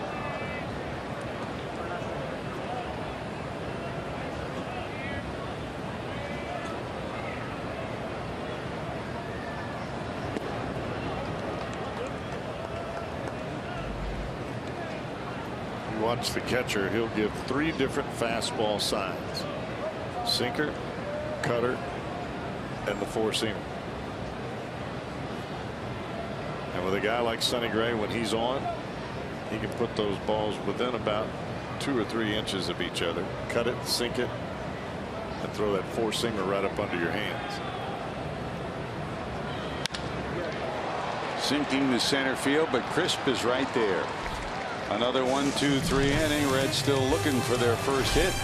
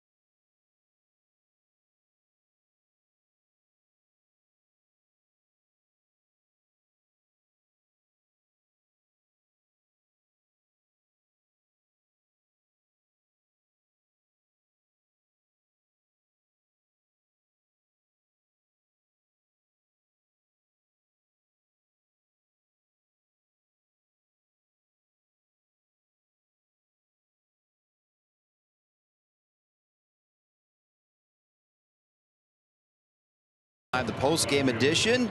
Everything you need to know about tonight's game. It's presented by Performance Kings Honda. As we move on to the 6th here, 1-0 game, Athletics over the Reds. On Monday, Alfredo Simon has been listed to start again for Cincinnati, but Brian Price said today that that start is now TBA because Simon has had his struggles. Cody Reed, the highly touted left-hander at Louisville, pitching on the same day. People were speculating whether he would come up and make that start, but Brian Price says it will be internal. Someone that is on the club right now will start on Monday, so he squelched those rumors. But the Reds don't always reveal their cards. It can change, but for right now, Monday is up in the air. There's Chris Davis to lead it off in the top of 6. Hey, JD, good to see Michael Lorenzen and his bubbly personality walking around the clubhouse, huh? Hey, no one was happier to see Cincinnati than Michael Lorenzen because he has been in Arizona for a long time. And he said pitching in 115-degree heat was getting old. He threw a bullpen session today, 20 to 25 pitches he threw today. His next stop will be Louisville, and he will throw on Monday. He says he needs about 3 or 4 rehab stints to get ready, and again, he will be in the bullpen, a guy that could work very well at the back end of that pen. He was a closer in college. He says at Arizona he was throwing 97, 98 on the gun. Cal State Fullerton product. Of course, the bench coach for this Oakland team is Mark Kotze, another Cal State Fullerton product. And, you know, he said he's ready. You know, it's one thing to think you're going to be a starter, and then you go down for rehab, and I got it in your mind of coming back as a starter. But in talking to him, he's really looking forward to being in the bullpen. I think he's looking forward to driving his new car. Bought a new car. He had it shipped to Cincinnati. It's been parked in the same spot since we got here, and nobody has been able to move it because he's had the keys. You asked Rick Stowe for the keys a couple of times because you wanted to drive it. 3 balls, 1 strike to Chris Davis.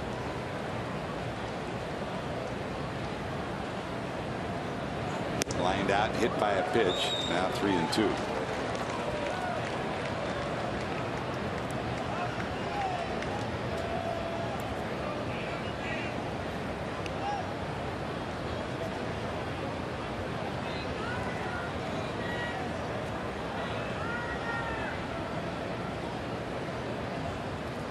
Sclafani from the windup. Here's the 3-2. And now Davis asks for time.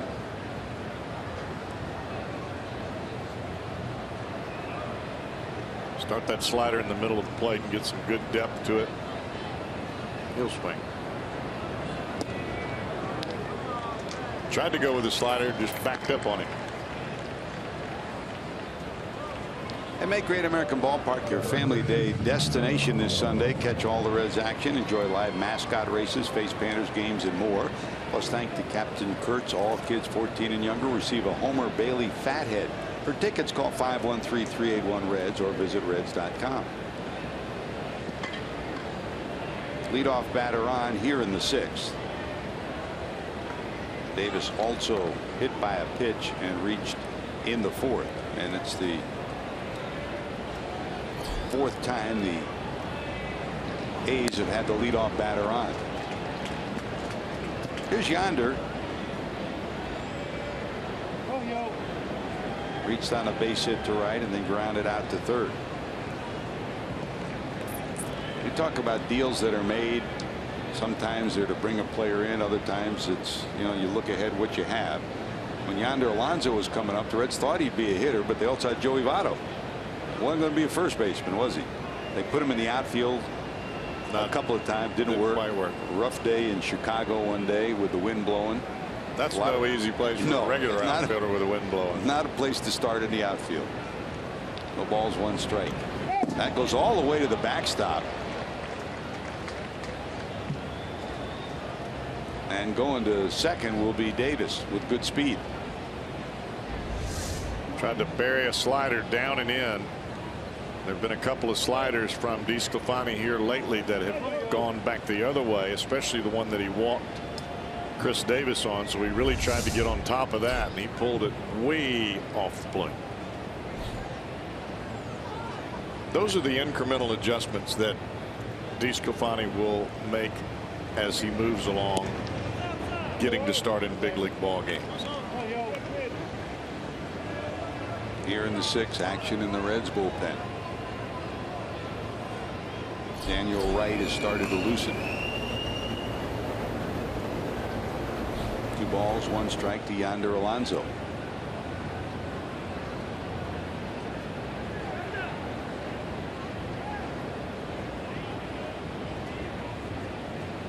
When you're starting every 5th day up here, George, you don't feel like you have to make such an adjustment when you miss a breaking ball because you know why you missed it. But when it's the first time out and you spin one and it goes inside to a right-hander instead of down and away, in your mind you say, all right, I've really got to get on top of this. And then you pull one and it goes all the way to the backstop, as that pitch did to Alonso.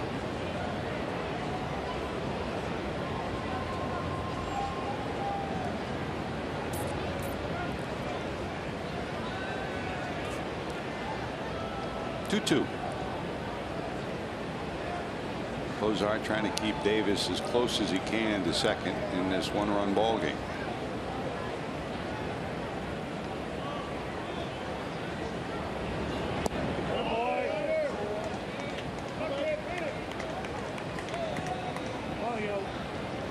Didn't go. We'll go full 3-2.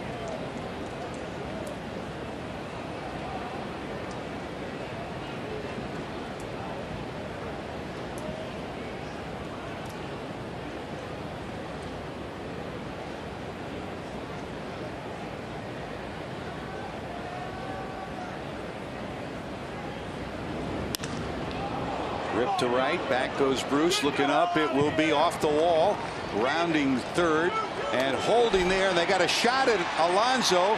He's out at second and the run doesn't score. Base running mistake by Alonso. I think he thought they were going to go to the plate, number 1. Number 2, Davis had to wait. He just misread the ball. I mean, he should have scored on the play, but evidently he thought the ball might be caught, so he held up. No chance to score, and the Reds may get out of this jam. Actually, I think Davis was watching it thinking it was going to be a home run, and he was jogging, and he ends up only getting to third. And you can see Ron Washington, he was right up in his ear flap. So Alonso nailed it second. It'll go as a base hit, and then 9-4 to 6. The Reds will bring the infield in now with 1 out and a runner at third. That tells you how good Jay Bruce has played both of those balls off the bat of Alonso. 2 balls hit off the wall that were singles. Almost identical, about 30 feet further towards the line, but in almost the same spot on the wall. He hit 2 bullets. Here's Semien, who lined out last time up, singled his first time up, and then lined out.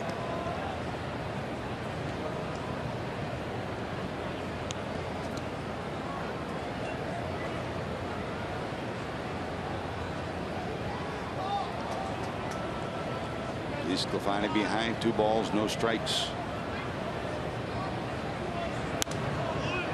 That's slap foul and out of play.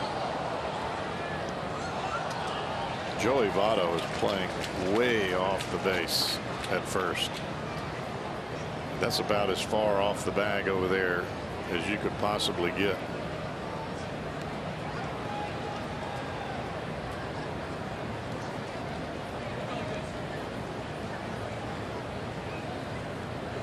Creeps a little closer now. Evidently somebody got his attention in the dugout. Slap foul, 2 balls, 2 strikes.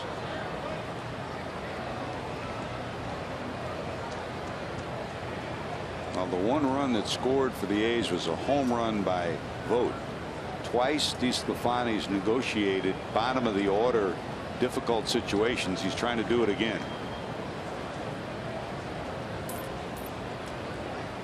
To the stretch, Davis off third.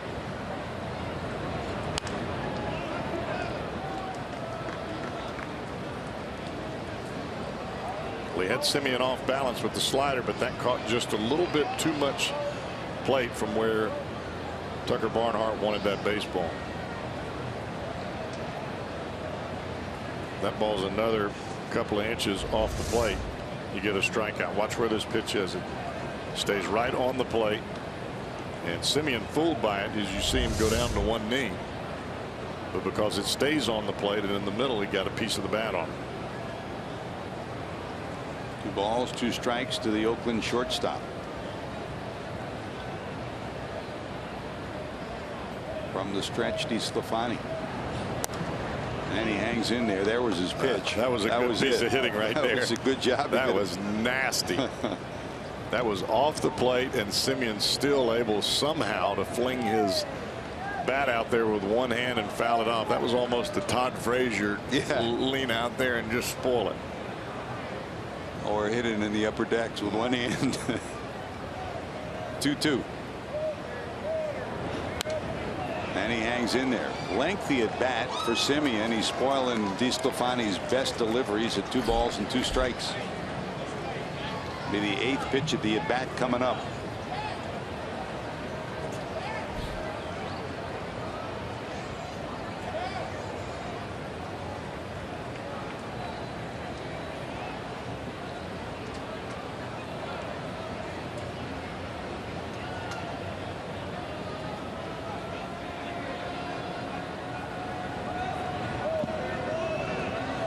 And you could see Barnhart tell him, go ahead, bring it down, and he smothered it. Tried to go with another curveball, and Semien seeing the ball awfully well right here. Knuckle curve. See where that ball bounced, and Semien just lays off of it. Putting an awfully good at bat on DeSclafani here. Full count, 3-2, runner at third. Down to third. They got a shot at the runner at the plate. He's going to be a dead duck. Well, you run on contact, and the only time you're going to be burned is if it's hit at the third baseman, and that's exactly where it went.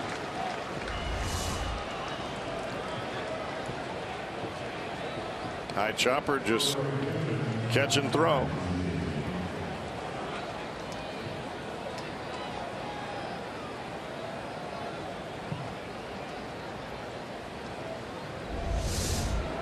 Unlike 2 nights ago when in a similar play Suarez threw the ball wide of the catcher down the first base line. This throw was perfect. Enough to slap the tag down. 5-2 is the put out. There's your second out. And Semien's down at first. There's Muncy. There goes the runner. He got a big break. No chance. Big leg kick that time from DeSclafani.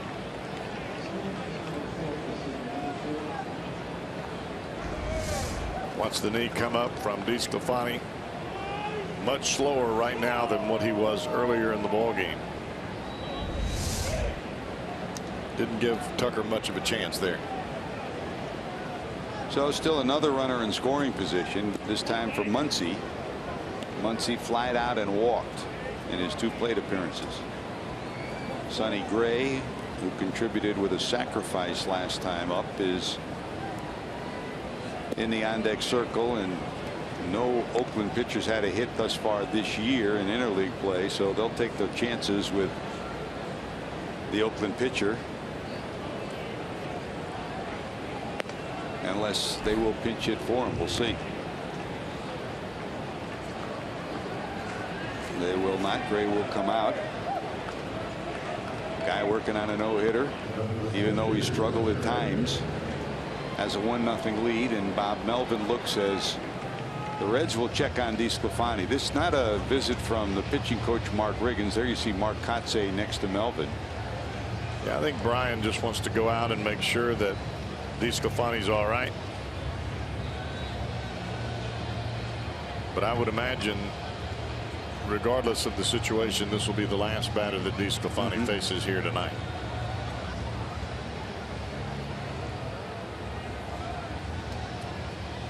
Two guys who were great friends. They remained that. Worked together when they both parted ways. When Bob Melvin was fired in Arizona, Brian Price left saying, I'm not staying, even though they offered him a job, in support of Melvin. They've been friends for years. They've worked together. They were in Seattle together as well. Seattle when he was the pitching coach there. Here's Sonny Gray. And I mean, to be honest, Bob Melvin said it when he got the job. He wanted Brian Price as his pitching coach, and the reason the Reds ended up giving Brian Price the job here was because they knew he would leave to go to Oakland and be with Bob Melvin. That's wide. 1 ball 1 strike, 27 pitches in this inning, and at the 100 pitch mark is DeSclafani, trying to eke out 1 more out in the inning to get out of it and give the Reds 6 good innings of pitching. Swing and a miss. 1 ball 2 strikes. DeSclafani gets this out here. He puts 6 innings on the board of 1-run baseball. I throw the hits out the window. You're not kidding. I would say that's a successful first start of the season for Anthony DeSclafani. Got him. Boy, number 28 can go to the dugout knowing this first start back has been a dandy. Can the Reds get something on the board now?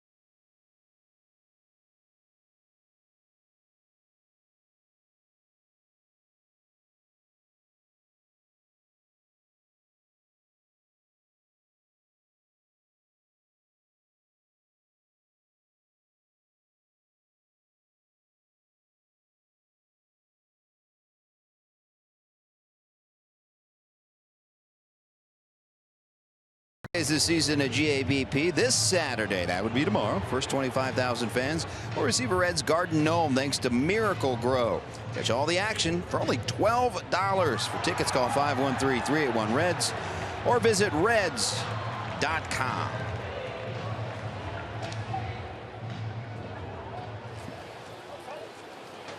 There's Anthony DeSclafani. What a dandy night for him. He exits on the short end of a 1-0 score, but coming back for his first start of the 2016 season, you really couldn't ask for anything more. He gave up a run, 8 hits for DeSclafani, and in his 6 innings of work, wriggled out of trouble a couple of times, over 100 pitches. And when you add up that 6 innings of work, Cowboy, you got to be pretty pleased with what you saw from number 28. Yeah, I was especially pleased when things didn't quite go his way, had runners aboard, still able to reach back into his back pocket and find some way to get out of the inning. And that's what you always get from DeSclafani. You're going to get a battle. He's going to fight you tooth and nail. And that's great for this staff. It's great for these young pitchers to see him come out and fight the way that he did tonight. And really didn't even have his best stuff. And it looked like Joey was saying to DeSclafani, he said congratulations, and he looked up at the board and he said this guy only has 50 some odd pitches. And he's right, 56 pitches. We're into the 6th inning. Wow. Well, that goes back to the topic we talked about to begin this ball game. First pitch strikes for Sonny Gray.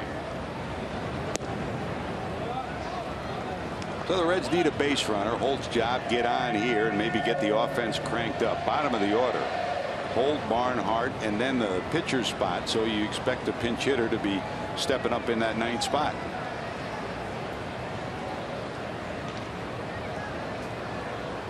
The big righty Blake Wood loosening in the Cincinnati bullpen. missing wide. 3 balls, 1 strike. Votto walked in the 4th after Gray fell behind on him 3-0 in a 3-1 pitch for ball 4. That's the lone base runner that the Reds have. He was erased on a double play ball. 3-1 to Holt this time. And we'll go full. That 95-mile-an-hour fastball. He's got some zip on it tonight. He looks to be getting stronger as the night goes on. Yeah, I think he's starting to work into his mechanics. And you and I were talking about this early. The first inning and 2/3, he just seemed a little bit off, Sonny Gray, just from a mechanical standpoint. Not really location, just mechanics. And as the game has gone on, he started to settle back on that back leg, really getting a good drive to the plate. Hit pretty good to center field, but Coco's there. Crisp will glove it. And there's 1 away in the 6th. That's the one thing about baseball, George. For the most part, whether you're a hitter or a pitcher, you've got to go back before you can go forward. You've got to load up before you can explode.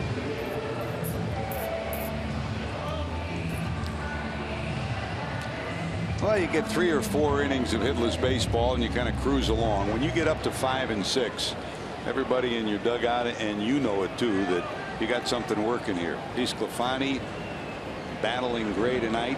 DeSclafani hoping the Reds can come up with something, and there's hit number 1. Tucker Barnhart plunks one into left. First hit for the Reds, and now they'll go to the bullpen, to the dugout, and bring in the pinch hitter.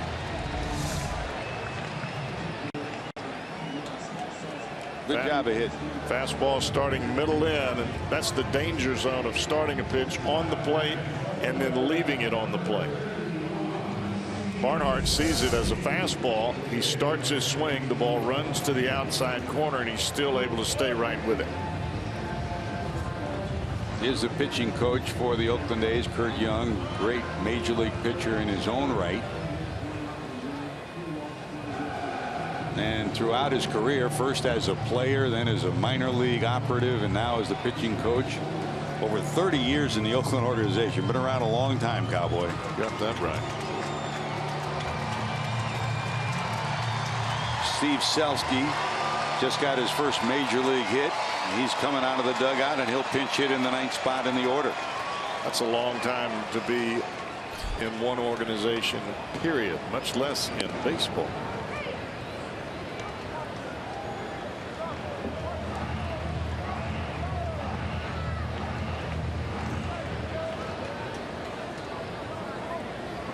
You know, I guess he probably took a peek at the scoreboard, because it's kind of nice to walk up to the batter's box and see your batting average is 500. 1 for 2 isn't bad. That's when you want to take a selfie.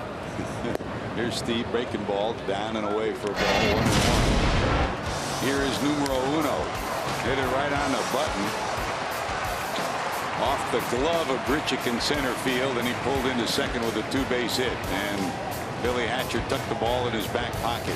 When he hit that ball off Garcia, I thought he had a chance to get it out of here. It was pretty close.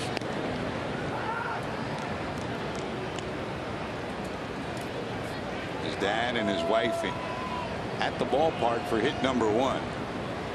Had a pretty good spring for the Reds. Played in some of the major league games, and his dad predicted back then that you'll be coming to Cincinnati. And he did to get hit number 1. There's a liner in the right, but right there is the right fielder Muncy, and he'll haul it in. Good swing, good contact, but a line drive out. So the Reds have made pretty good contact a couple of times in this inning. Still a runner on first, now 2 outs, and here comes Cozart.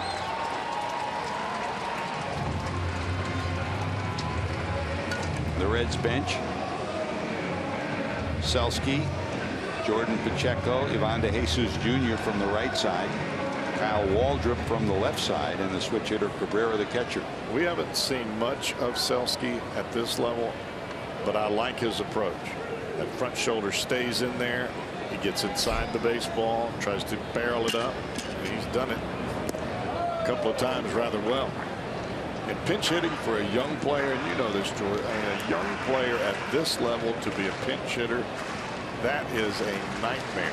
You're used to playing every day, All of a sudden you come up here and you're sitting 3-4 days in a row. All you do is take batting practice, and then they throw you in there to a guy that's got a one-hit shutout going. And he still squared it up. 1 ball, no strikes to Cozart. Lined out, bounced out 0 for 2. 2-0. There's Zach sitting on 9 homers, 25 knocked in. He's ignited Reds rallies all season long. The average right around the 300 mark almost the entire season.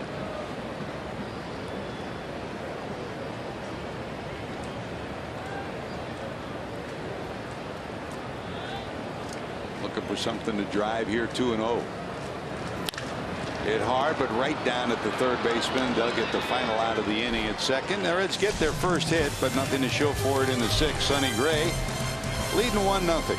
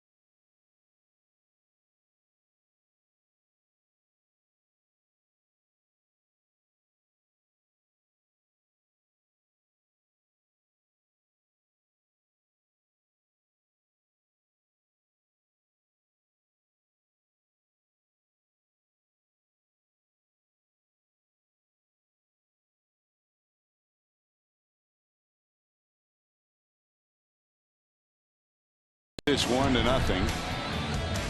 Big swings in this one. A home run from the catcher Stephen Vogt made it 1-0. That was back in the 3rd inning. That's the only run on the board. Meanwhile, Sonny Gray had a no-hitter until the Reds finally got a hit from Tucker Barnhart with 1 out in the 6th inning. Defense has been a key for Oakland, along with Sonny Gray's pitching. And they're holding on to a 1-0 lead. 1 run, 8 hits, 8 left for Oakland. No runs, a hit for the Reds. 2 double plays for Cincinnati have kept them in the ball game. And the pitching change with DeSclafani exiting after 6 innings, 8 hits, a run, 2 strikeouts, 2 walks, over 100 pitches. So a good welcome back for Anthony DeSclafani, and they'll turn it over to Blake Wood. Reds fans hoping for some late lightning at Great American Ballpark. Well, right now you just got to keep the game where it is, out of the bullpen. Sonny Gray throwing the ball awfully well. High fly left field at the warning track. Duvall there, he'll glove it.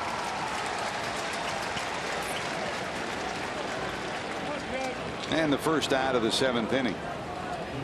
Coco Crisp is retired. Coco singled in the 1st and singled in the 3rd. In the 3rd, he led off with a single, and then Brandon Phillips started a 4-6-3 double play. 1 pitch later, Vogt hit the homer. So had it not been for the double play, it'd be 2-0 Oakland. Coco, 36 years of age, still playing solid baseball defensively. He always has done that. Here's Lowry. Flied out, bounced into that double play, and grounded out. Wood now 30 years of age. He won't turn 31 till the month of August. Born in Atlanta, still lives in Georgia. And Cowboy, you can put him on that list of a guy that has at times superlative stuff, just has to find a way to stay ahead of batters out of the pen. Yeah, I would put him at the 99 percentile as far as his ability with a fastball and a breaking ball. It's all a matter of control and pitch selection for Blake Wood. And it's always been that way. Otherwise, he'd been in the big leagues a long time ago to stay.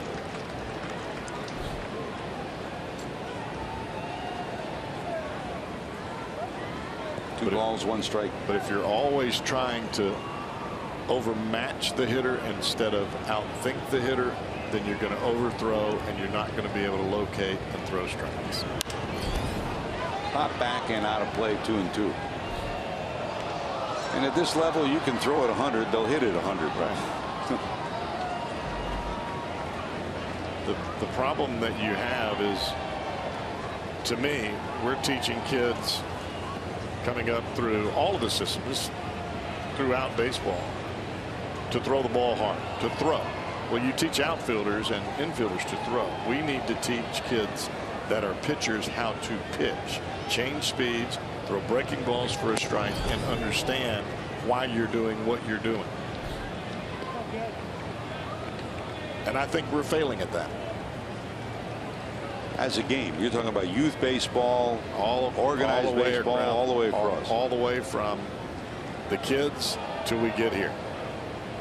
And if your first time in learning how to pitch is at this level, you've got a rude awakening. Just misses up and away, ball 4. So Wood issues the walk. 1 out, 1 on, and here comes Stephen Vogt, 2 for 3, including a homer. Thursday, greatest golfers in the world converge in the historic Oakmont Country Club for the 116th U.S. Open Championship. Live coverage begins Thursday on FS1, continues through the final round on Sunday on Fox. You can watch it all live on Fox Sports Go.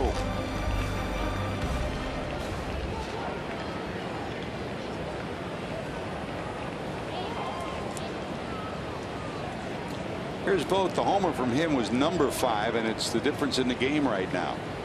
Solid left-hand hitter, in at 270. In the dirt. Good scoop by Barnhart.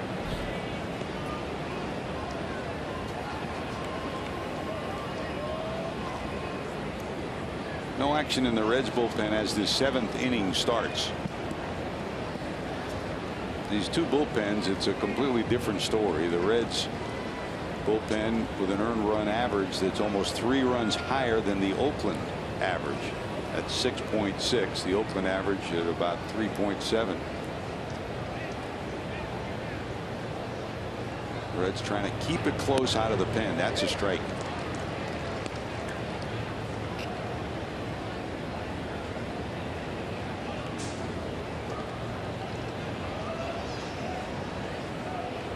So that's one of those get me over breaking balls at 1-0.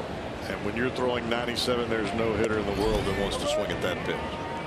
Nor is he expecting it.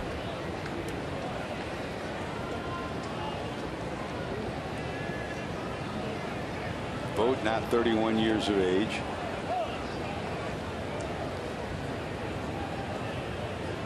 An all-star last year and solid contributor this year. That's way wide.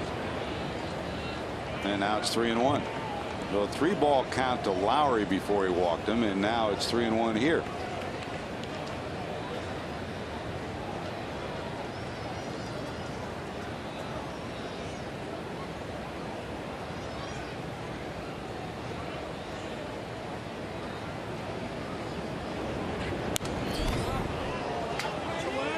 Just missed that one. Fouled straight back, and will go full again. 3-2 to the second straight batter.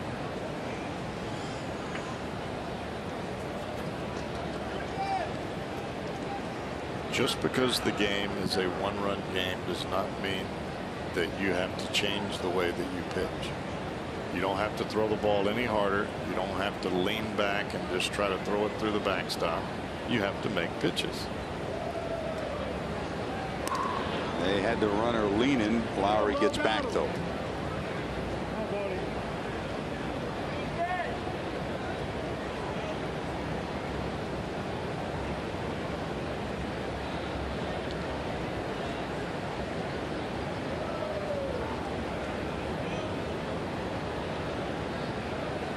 There goes the runner. This one popped up to the left side with 1 away. Back goes Suarez, who's going to take charge. Duvall will. And there's your second out of the inning. 2 away, and here comes Valencia. Bounced out, doubled, and bounced into a double play.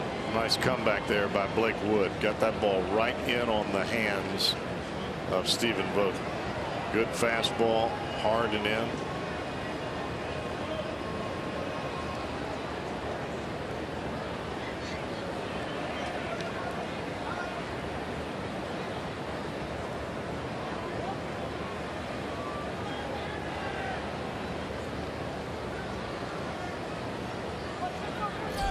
Valencia's hit the ball hard a couple of times, way out in front, and just like with DeSclafani, he's trying to jerk one to the left side, and breaking ball on the outside corner, swing and a miss for strike 1. Well, if you're a hitter with the Oakland A's and you're in this ballpark after playing out there at Oco Coliseum, where the fly balls just die, and you can see Valencia, he's trying to hit the ball out of the ballpark. He's looking for a pitch middle in, and he is, watch that front shoulder. I mean, he is falling backwards trying to hit that pitch. I think he closed his eyes. I see his eyes are almost closed. You're right. 0-2. Throw it in the same spot. See, here's the thing. You've got a hitter now in a position to where you can put him away with a good slider. Don't throw 3 sliders in the dirt off the plate and have to come back in with a fastball.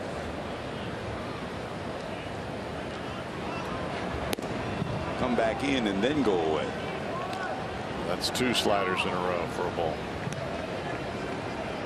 You're not trying to just get a swing and miss. You're trying to induce a weak contact pop up or ground ball for a guy that is falling towards the third base dugout as he swings. 2 balls, 2 strikes. Wood to the stretch. Lowry the lead. Got him. Got him. Nice pitch there. Good job, Blake Wood in the 7th. Gave up a walk but got out of trouble. Reds need some runs. Here comes Votto.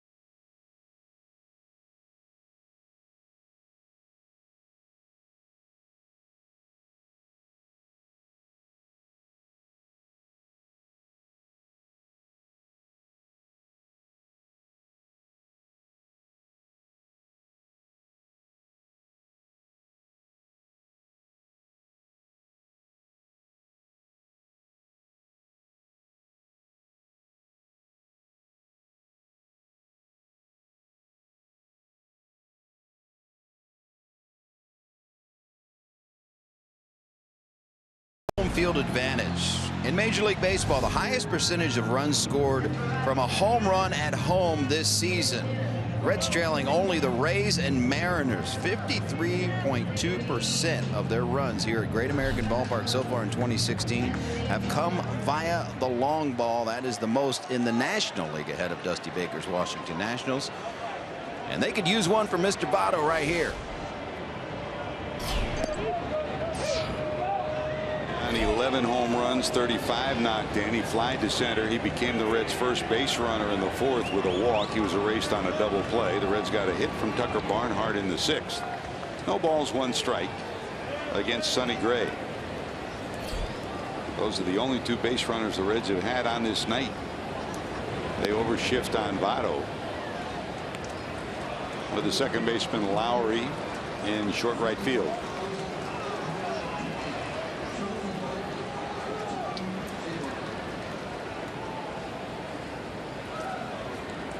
.203 for his career is Joey Votto. He digs in against this right-hander who's been in command tonight, and Joey will ask for time. Well, after Votto hit that big fly ball to center field, he's not messing around right now with Votto. He's not giving him a whole lot to hit.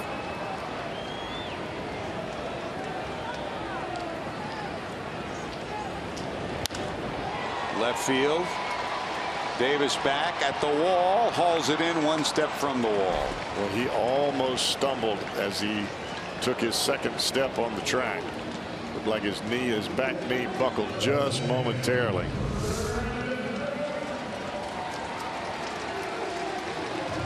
Did you see the grip that Sonny Gray had on that ball there? It was almost an abbreviated split finger. Yeah. Not a two-seamer, not a split finger, but almost in between. And you could see the tail away from Votto as he let it go. Look at the fingers right there. Look at those fingers. They're split wide over the seams. It takes a little bit off of the ball when you do that, but it looks just like the fastball. And Votto was just a hit in front of it, and he hit it off the end of the bat. Just hit it right off the end. So here's that is pitching. Yeah, that's right. Pitching. Gray has been in command tonight. He looks like the Sonny Gray that won 10 games by the All-Star break last year.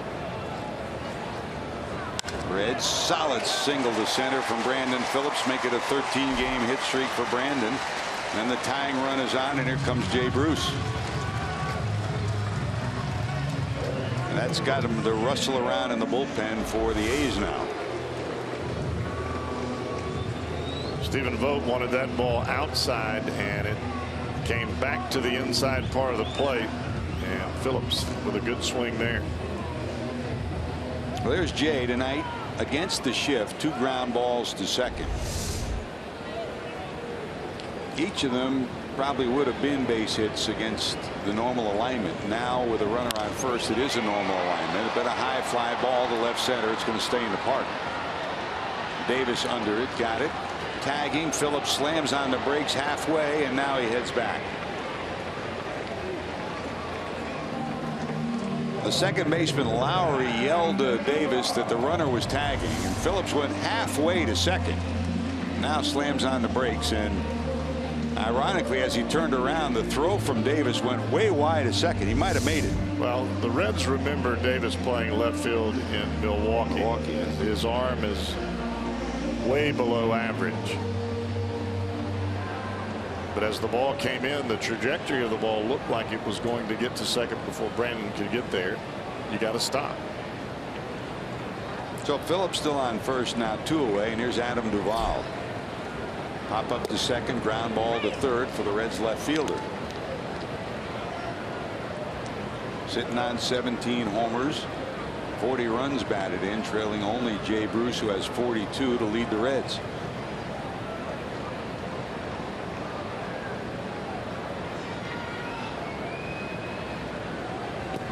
That kicks away, and the Reds will get the tying run down to second. Now the approach for Duvall changes. A base hit should tie this one up.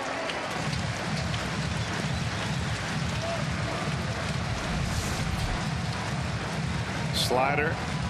We saw that a couple of times from DeSclafani. But if you're Stephen Vogt, you got to move your feet.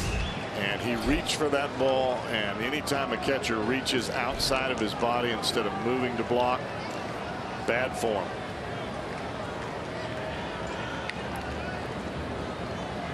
So let's see if Duvall can cash in. 1 ball, 1 strike. Tying run, Phillips stretching now to second base, trying to get as much of his lead as he can, and they'll overshift against Duvall with the second baseman Lowry now almost directly behind Phillips. They're trying to keep him as close as they can. He represents the tying run.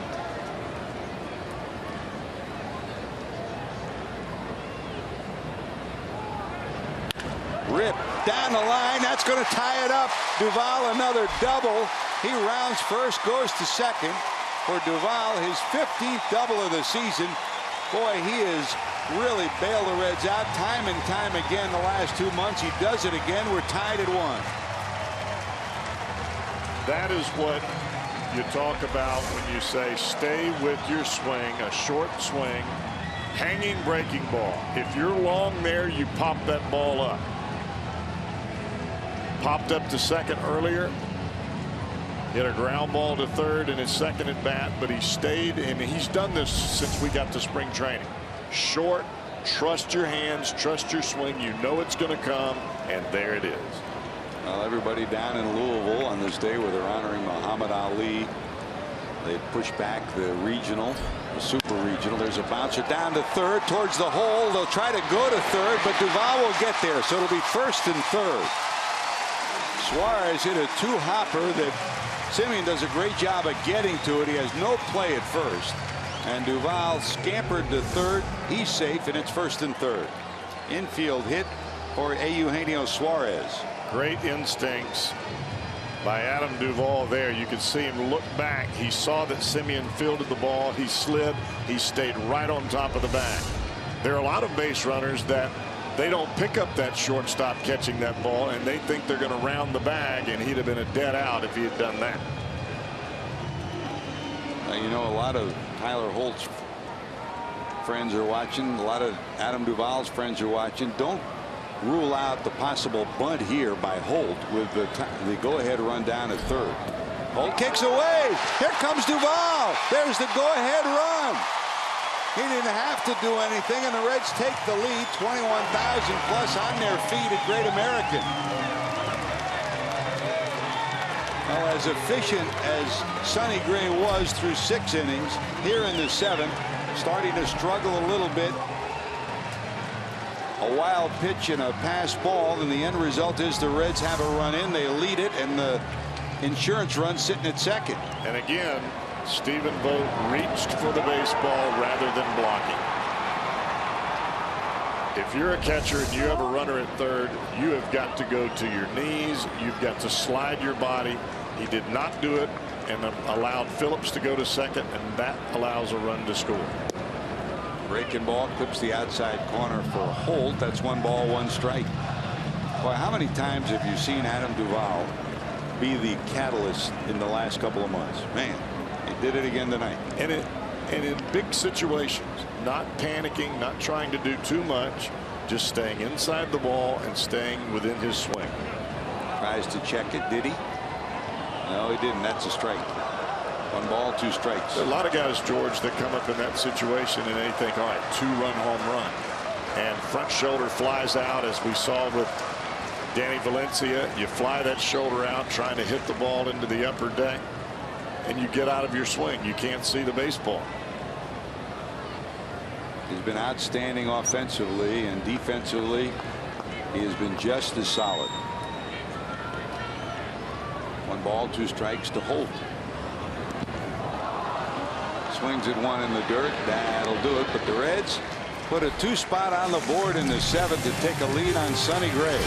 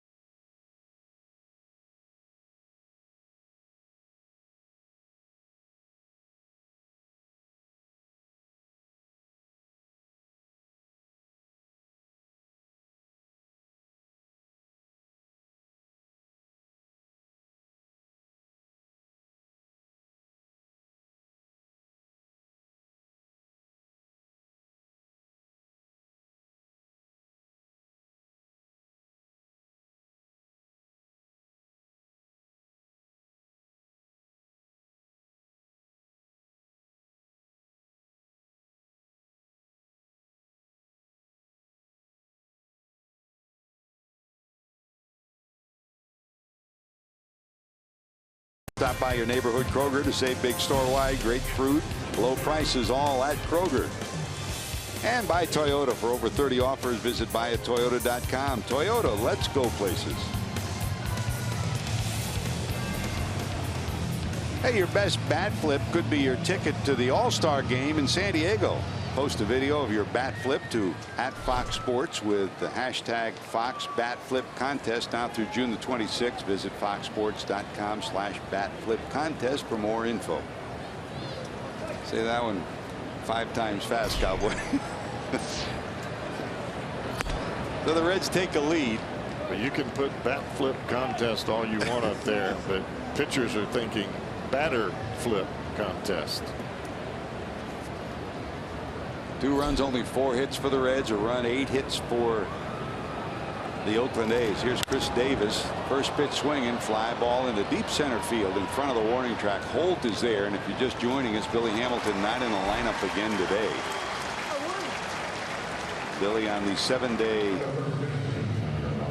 protocol for concussion after he arrived at the ballpark today. JD's down by the dugout, and JD, I know that you were there all afternoon long, and people were wondering what would Billy's situation be, and after he got here, they did the wise thing, huh? They did. They put him through the test, and just seeing Billy on a day-to-day basis, you could tell that his eyes were kind of still glossed over, and he was still feeling the effects of it. In fact, they sent him home. He's not even here. Hit pretty good to center. Back is Holt again, edge of the warning track. 2 long fly balls, both caught.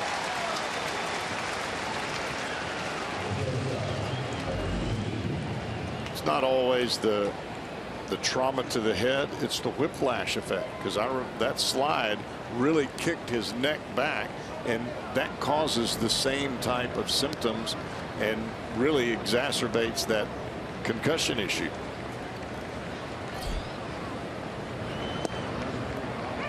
Here's the shortstop, Simeon.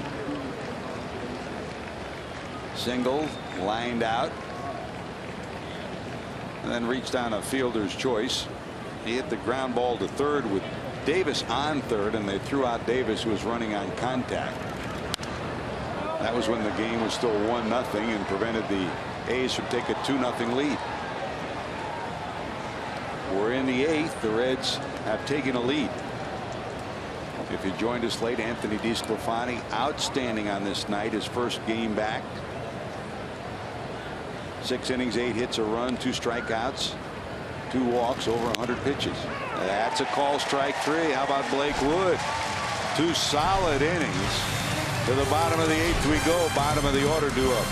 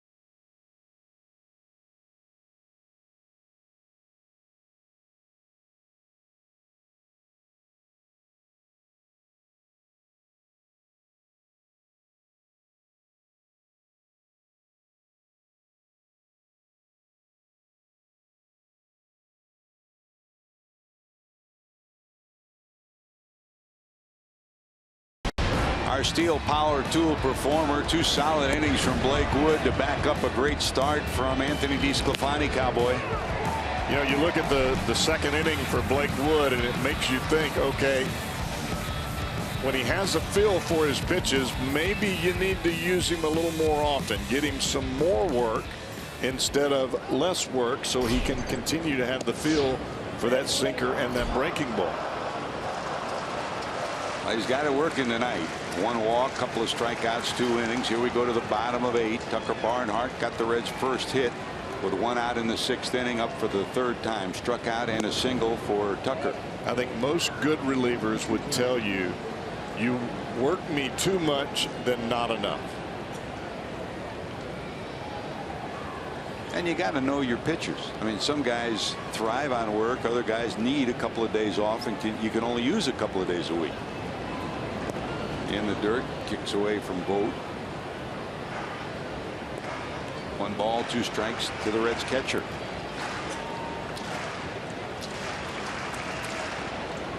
Kyle Waldrop in the on-deck circle for the Reds with the pitcher spot due up. Tony Cingrani loosening in the bullpen.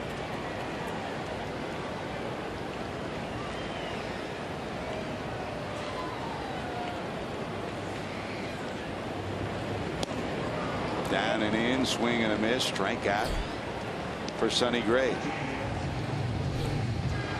Hey, cheer on your Redlegs when they take on the Oakland A's this weekend and save with the 4 for $48 ticket offer. Thanks to Reach Magazine, you could get 4 view-level tickets plus 4 Reds hats for only $48. For tickets, call 513-381-REDS or visit Reds.com.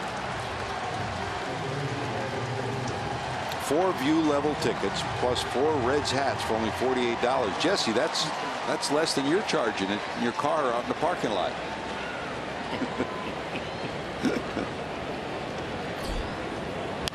Here's Waldrop.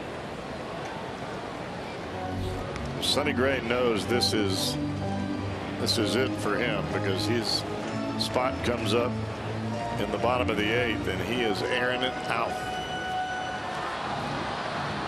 Still throwing 95 here in the 8th inning. Of course, he only has 87 pitches. He has been quite pitch efficient.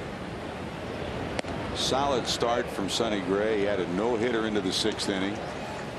Struggled not so much with his deliveries, but just didn't look comfortable a couple of times in the first 2 innings. Got into a groove, and he's been outstanding on this night.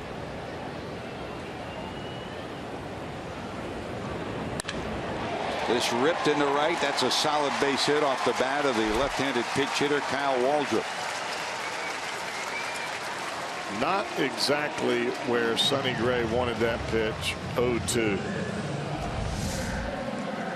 Threw a slider and it spins right in the middle of the plate. Wanted it down and in, stayed right in the middle, and those get hammered. It's been a week for first major league hits. Waldrop on Saturday against Washington, pinch hit, singled off Blake Trinan for his first major league hit. And Steve Selski also has gotten his first major league hit this week. Here's Cozart looking for some add-on for the Reds. Zach bounced to 3rd, line to 2nd, bounced to 3rd. Nothing like a little insurance run going into the night, especially in a 1-run ball game.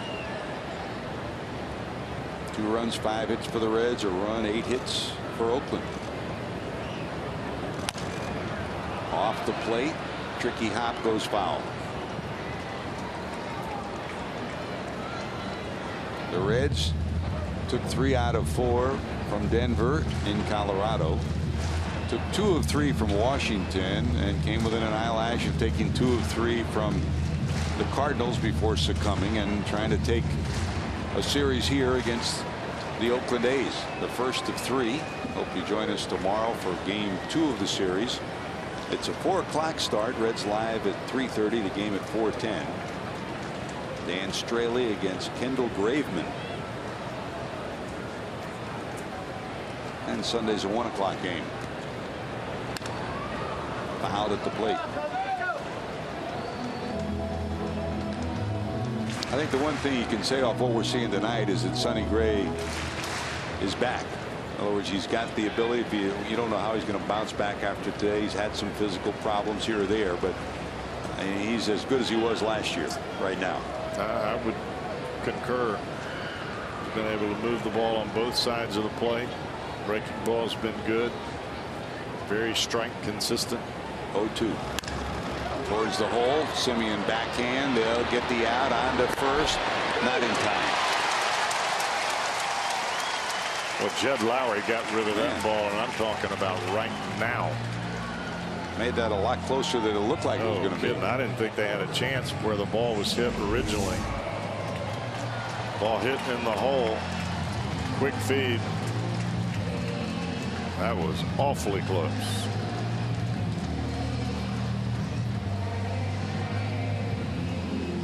So 2 away, the runner on. Here comes Bob Melvin out. That'll be it for Gray, with a whole host of Oakland fans behind that Oakland dugout. They'll give him a round of applause, and some Reds fans do too. They were appreciative of an outstanding effort by Sonny Gray tonight. He will exit on the short end of a 2-1 count, and we'll take time out for our Skyline Chili call to the bullpen. You're watching Reds baseball on Fox Sports Ohio.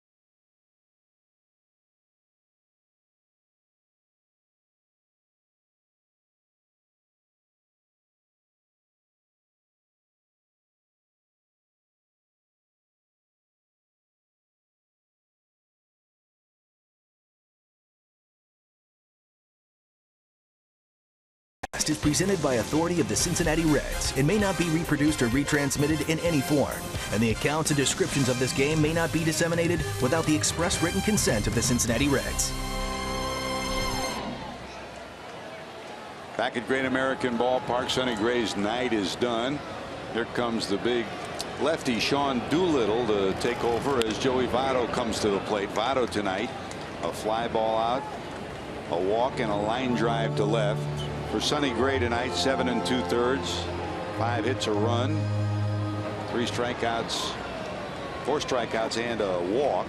And the big lefty takes over, and this guy's been effective for this club out of the bullpen. Left-handers hitting only 132 against him. He's got that really quick arm action. Ball comes out of the back of his hat. He's got a mid to upper 90s heater.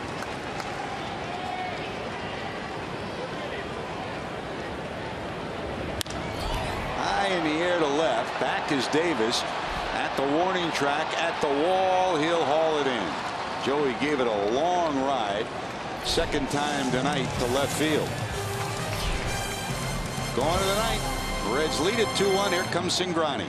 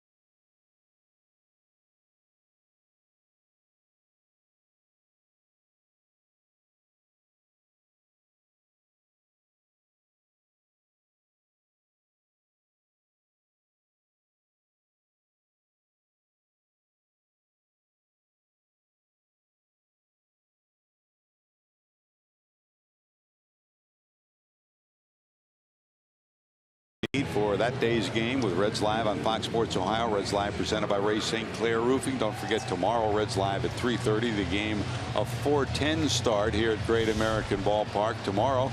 Dan Straley, who's really been the Reds' best pitcher through the first 2 months of the season, will make his 11th start. The Oakland A's will go with Daniel Mengden. And Straley had his best year so far in the big leagues with the A's. Pitched in the ALDS with that glove. And got handshakes and greetings from some of the A's that he knew in the minor leagues and at the major league level when he came out for batting practice today. Okay, here's Tony trying to pick up his 6th save of the season.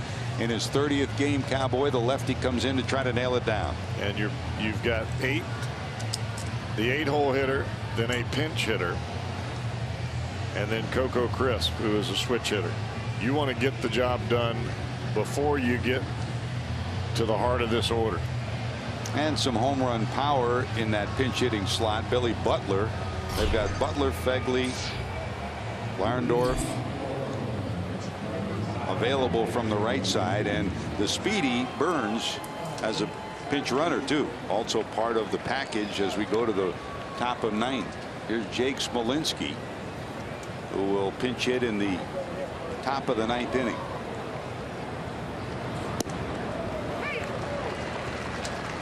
It's a way to start it. Strike 1 from the Reds lefty.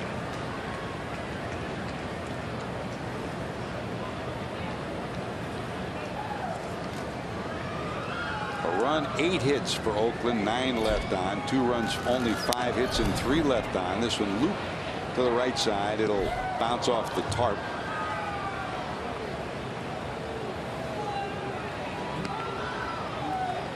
Smolinski as a pinch hitter this year is 1 for 5.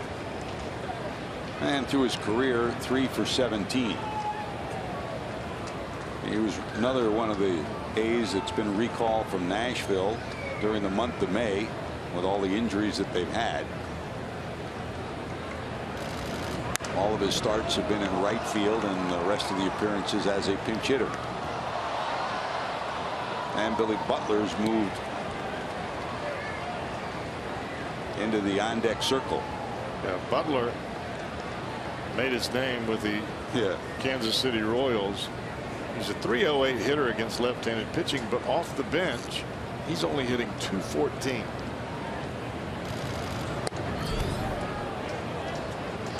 As you and I were talking about earlier, pinch hitting, different animal. That's one of the, if not the toughest job in the game, it's 1 or 2.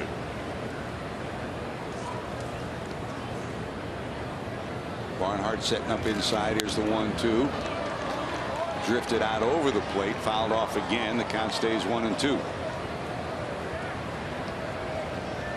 Smolinski has been late on every fastball Cingrani has thrown.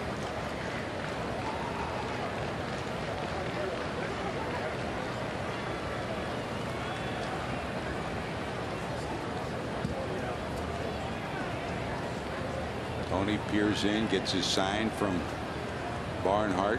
Barnhart checking up, make sure Smolinski's not peeking. He sets up inside for a fastball again. This one drifts out over the plate again. He's wanted it in and down each time, and each pitch has drifted out over the plate.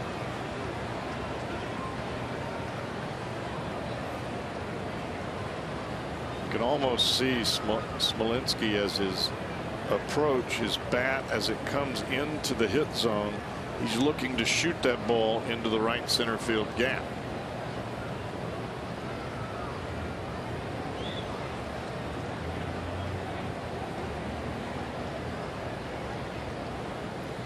Barnhart sets up again. Count still 1-2. This one, just as you said, Cowboy, shot into the hole in right field, and the leadoff hitter's on here in the 9th inning. Our Volkswagen drive of the game tonight. Adam Duvall delivers again, a big double for the Reds. The Reds trailing 1-0. Got a base hit from Phillips. A double that tied the game at 1. And then a wild pitch allowed the go-ahead run to score. And Cincinnati leads it 2-1 in the 9th inning. And here comes Butler. When you're beating a guy middle in, and those pitches weren't even on the inside corner, they were middle in, do not throw the ball away. And that's exactly what Cingrani did there, and now he's got a runner at first. Here's Butler, big swing, fly ball right field. Bruce over, camped under it, the runner tagging, and he slips and falls. Smolinski tried to go back and tag. His foot hit the top of the bag and he stumbled. Didn't fall completely, but just stumbled, so he had no chance to advance. Butler retired, one away.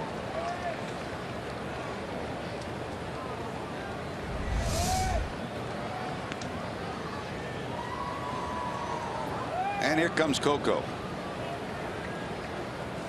Crisp singled in the first, singled in the third, fly to center in the fourth, and fly to left against Wood in the seventh.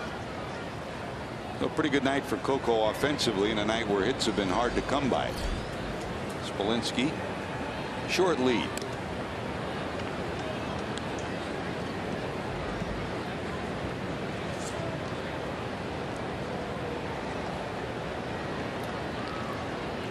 Smolinski does not have a stolen base or an attempt.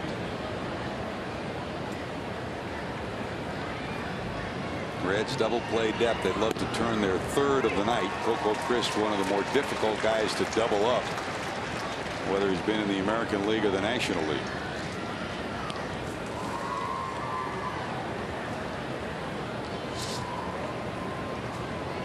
Big deep breath for Chicago native Tony Cingrani.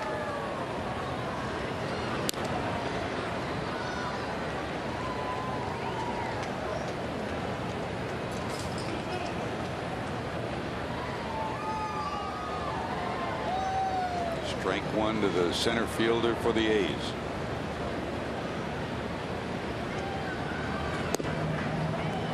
Good eye by Crisp, and it's 1-1.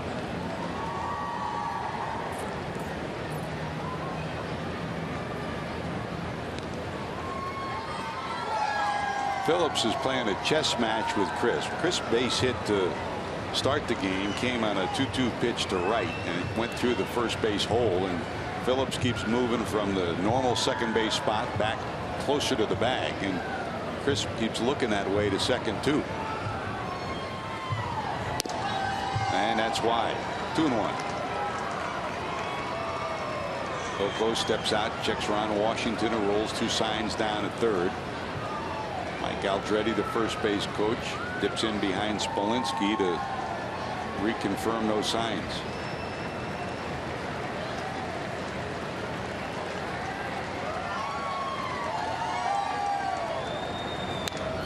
A's do not steal a lot. They don't hit and run a lot. They don't bunt a lot. And that's American League Baseball. Bob Melvin, outstanding manager wherever he's been. Seattle, Arizona, and now in Oakland. Seattle in 2003, 2004. Well, if you're Bob Melvin, you can only work with what you've got. If you don't have great team speed, you can't do a whole lot of running, or you'll run right into downs. Not even 2-2. Smolinski, a little bit bigger lead. He's not going. Down to third. 5, 4. Yes, sir. 3. Third double play of the night. Started by Suarez. Turned by Phillips. And the Reds have taken game one of this 3-game set. Give Tony Cingrani his 6th save of the season. And welcome back Anthony DeSclafani. Adam Duvall comes up with a big hit again, and the Reds have taken game one of the series. Took them a while to get some hits, Cowboy, but they cashed them in.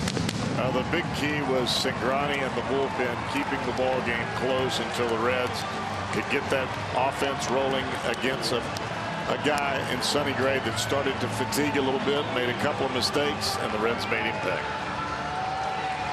The numbers on this one, the Reds win it 2-1 thanks to the inning-ending, game-ending double play. More after this.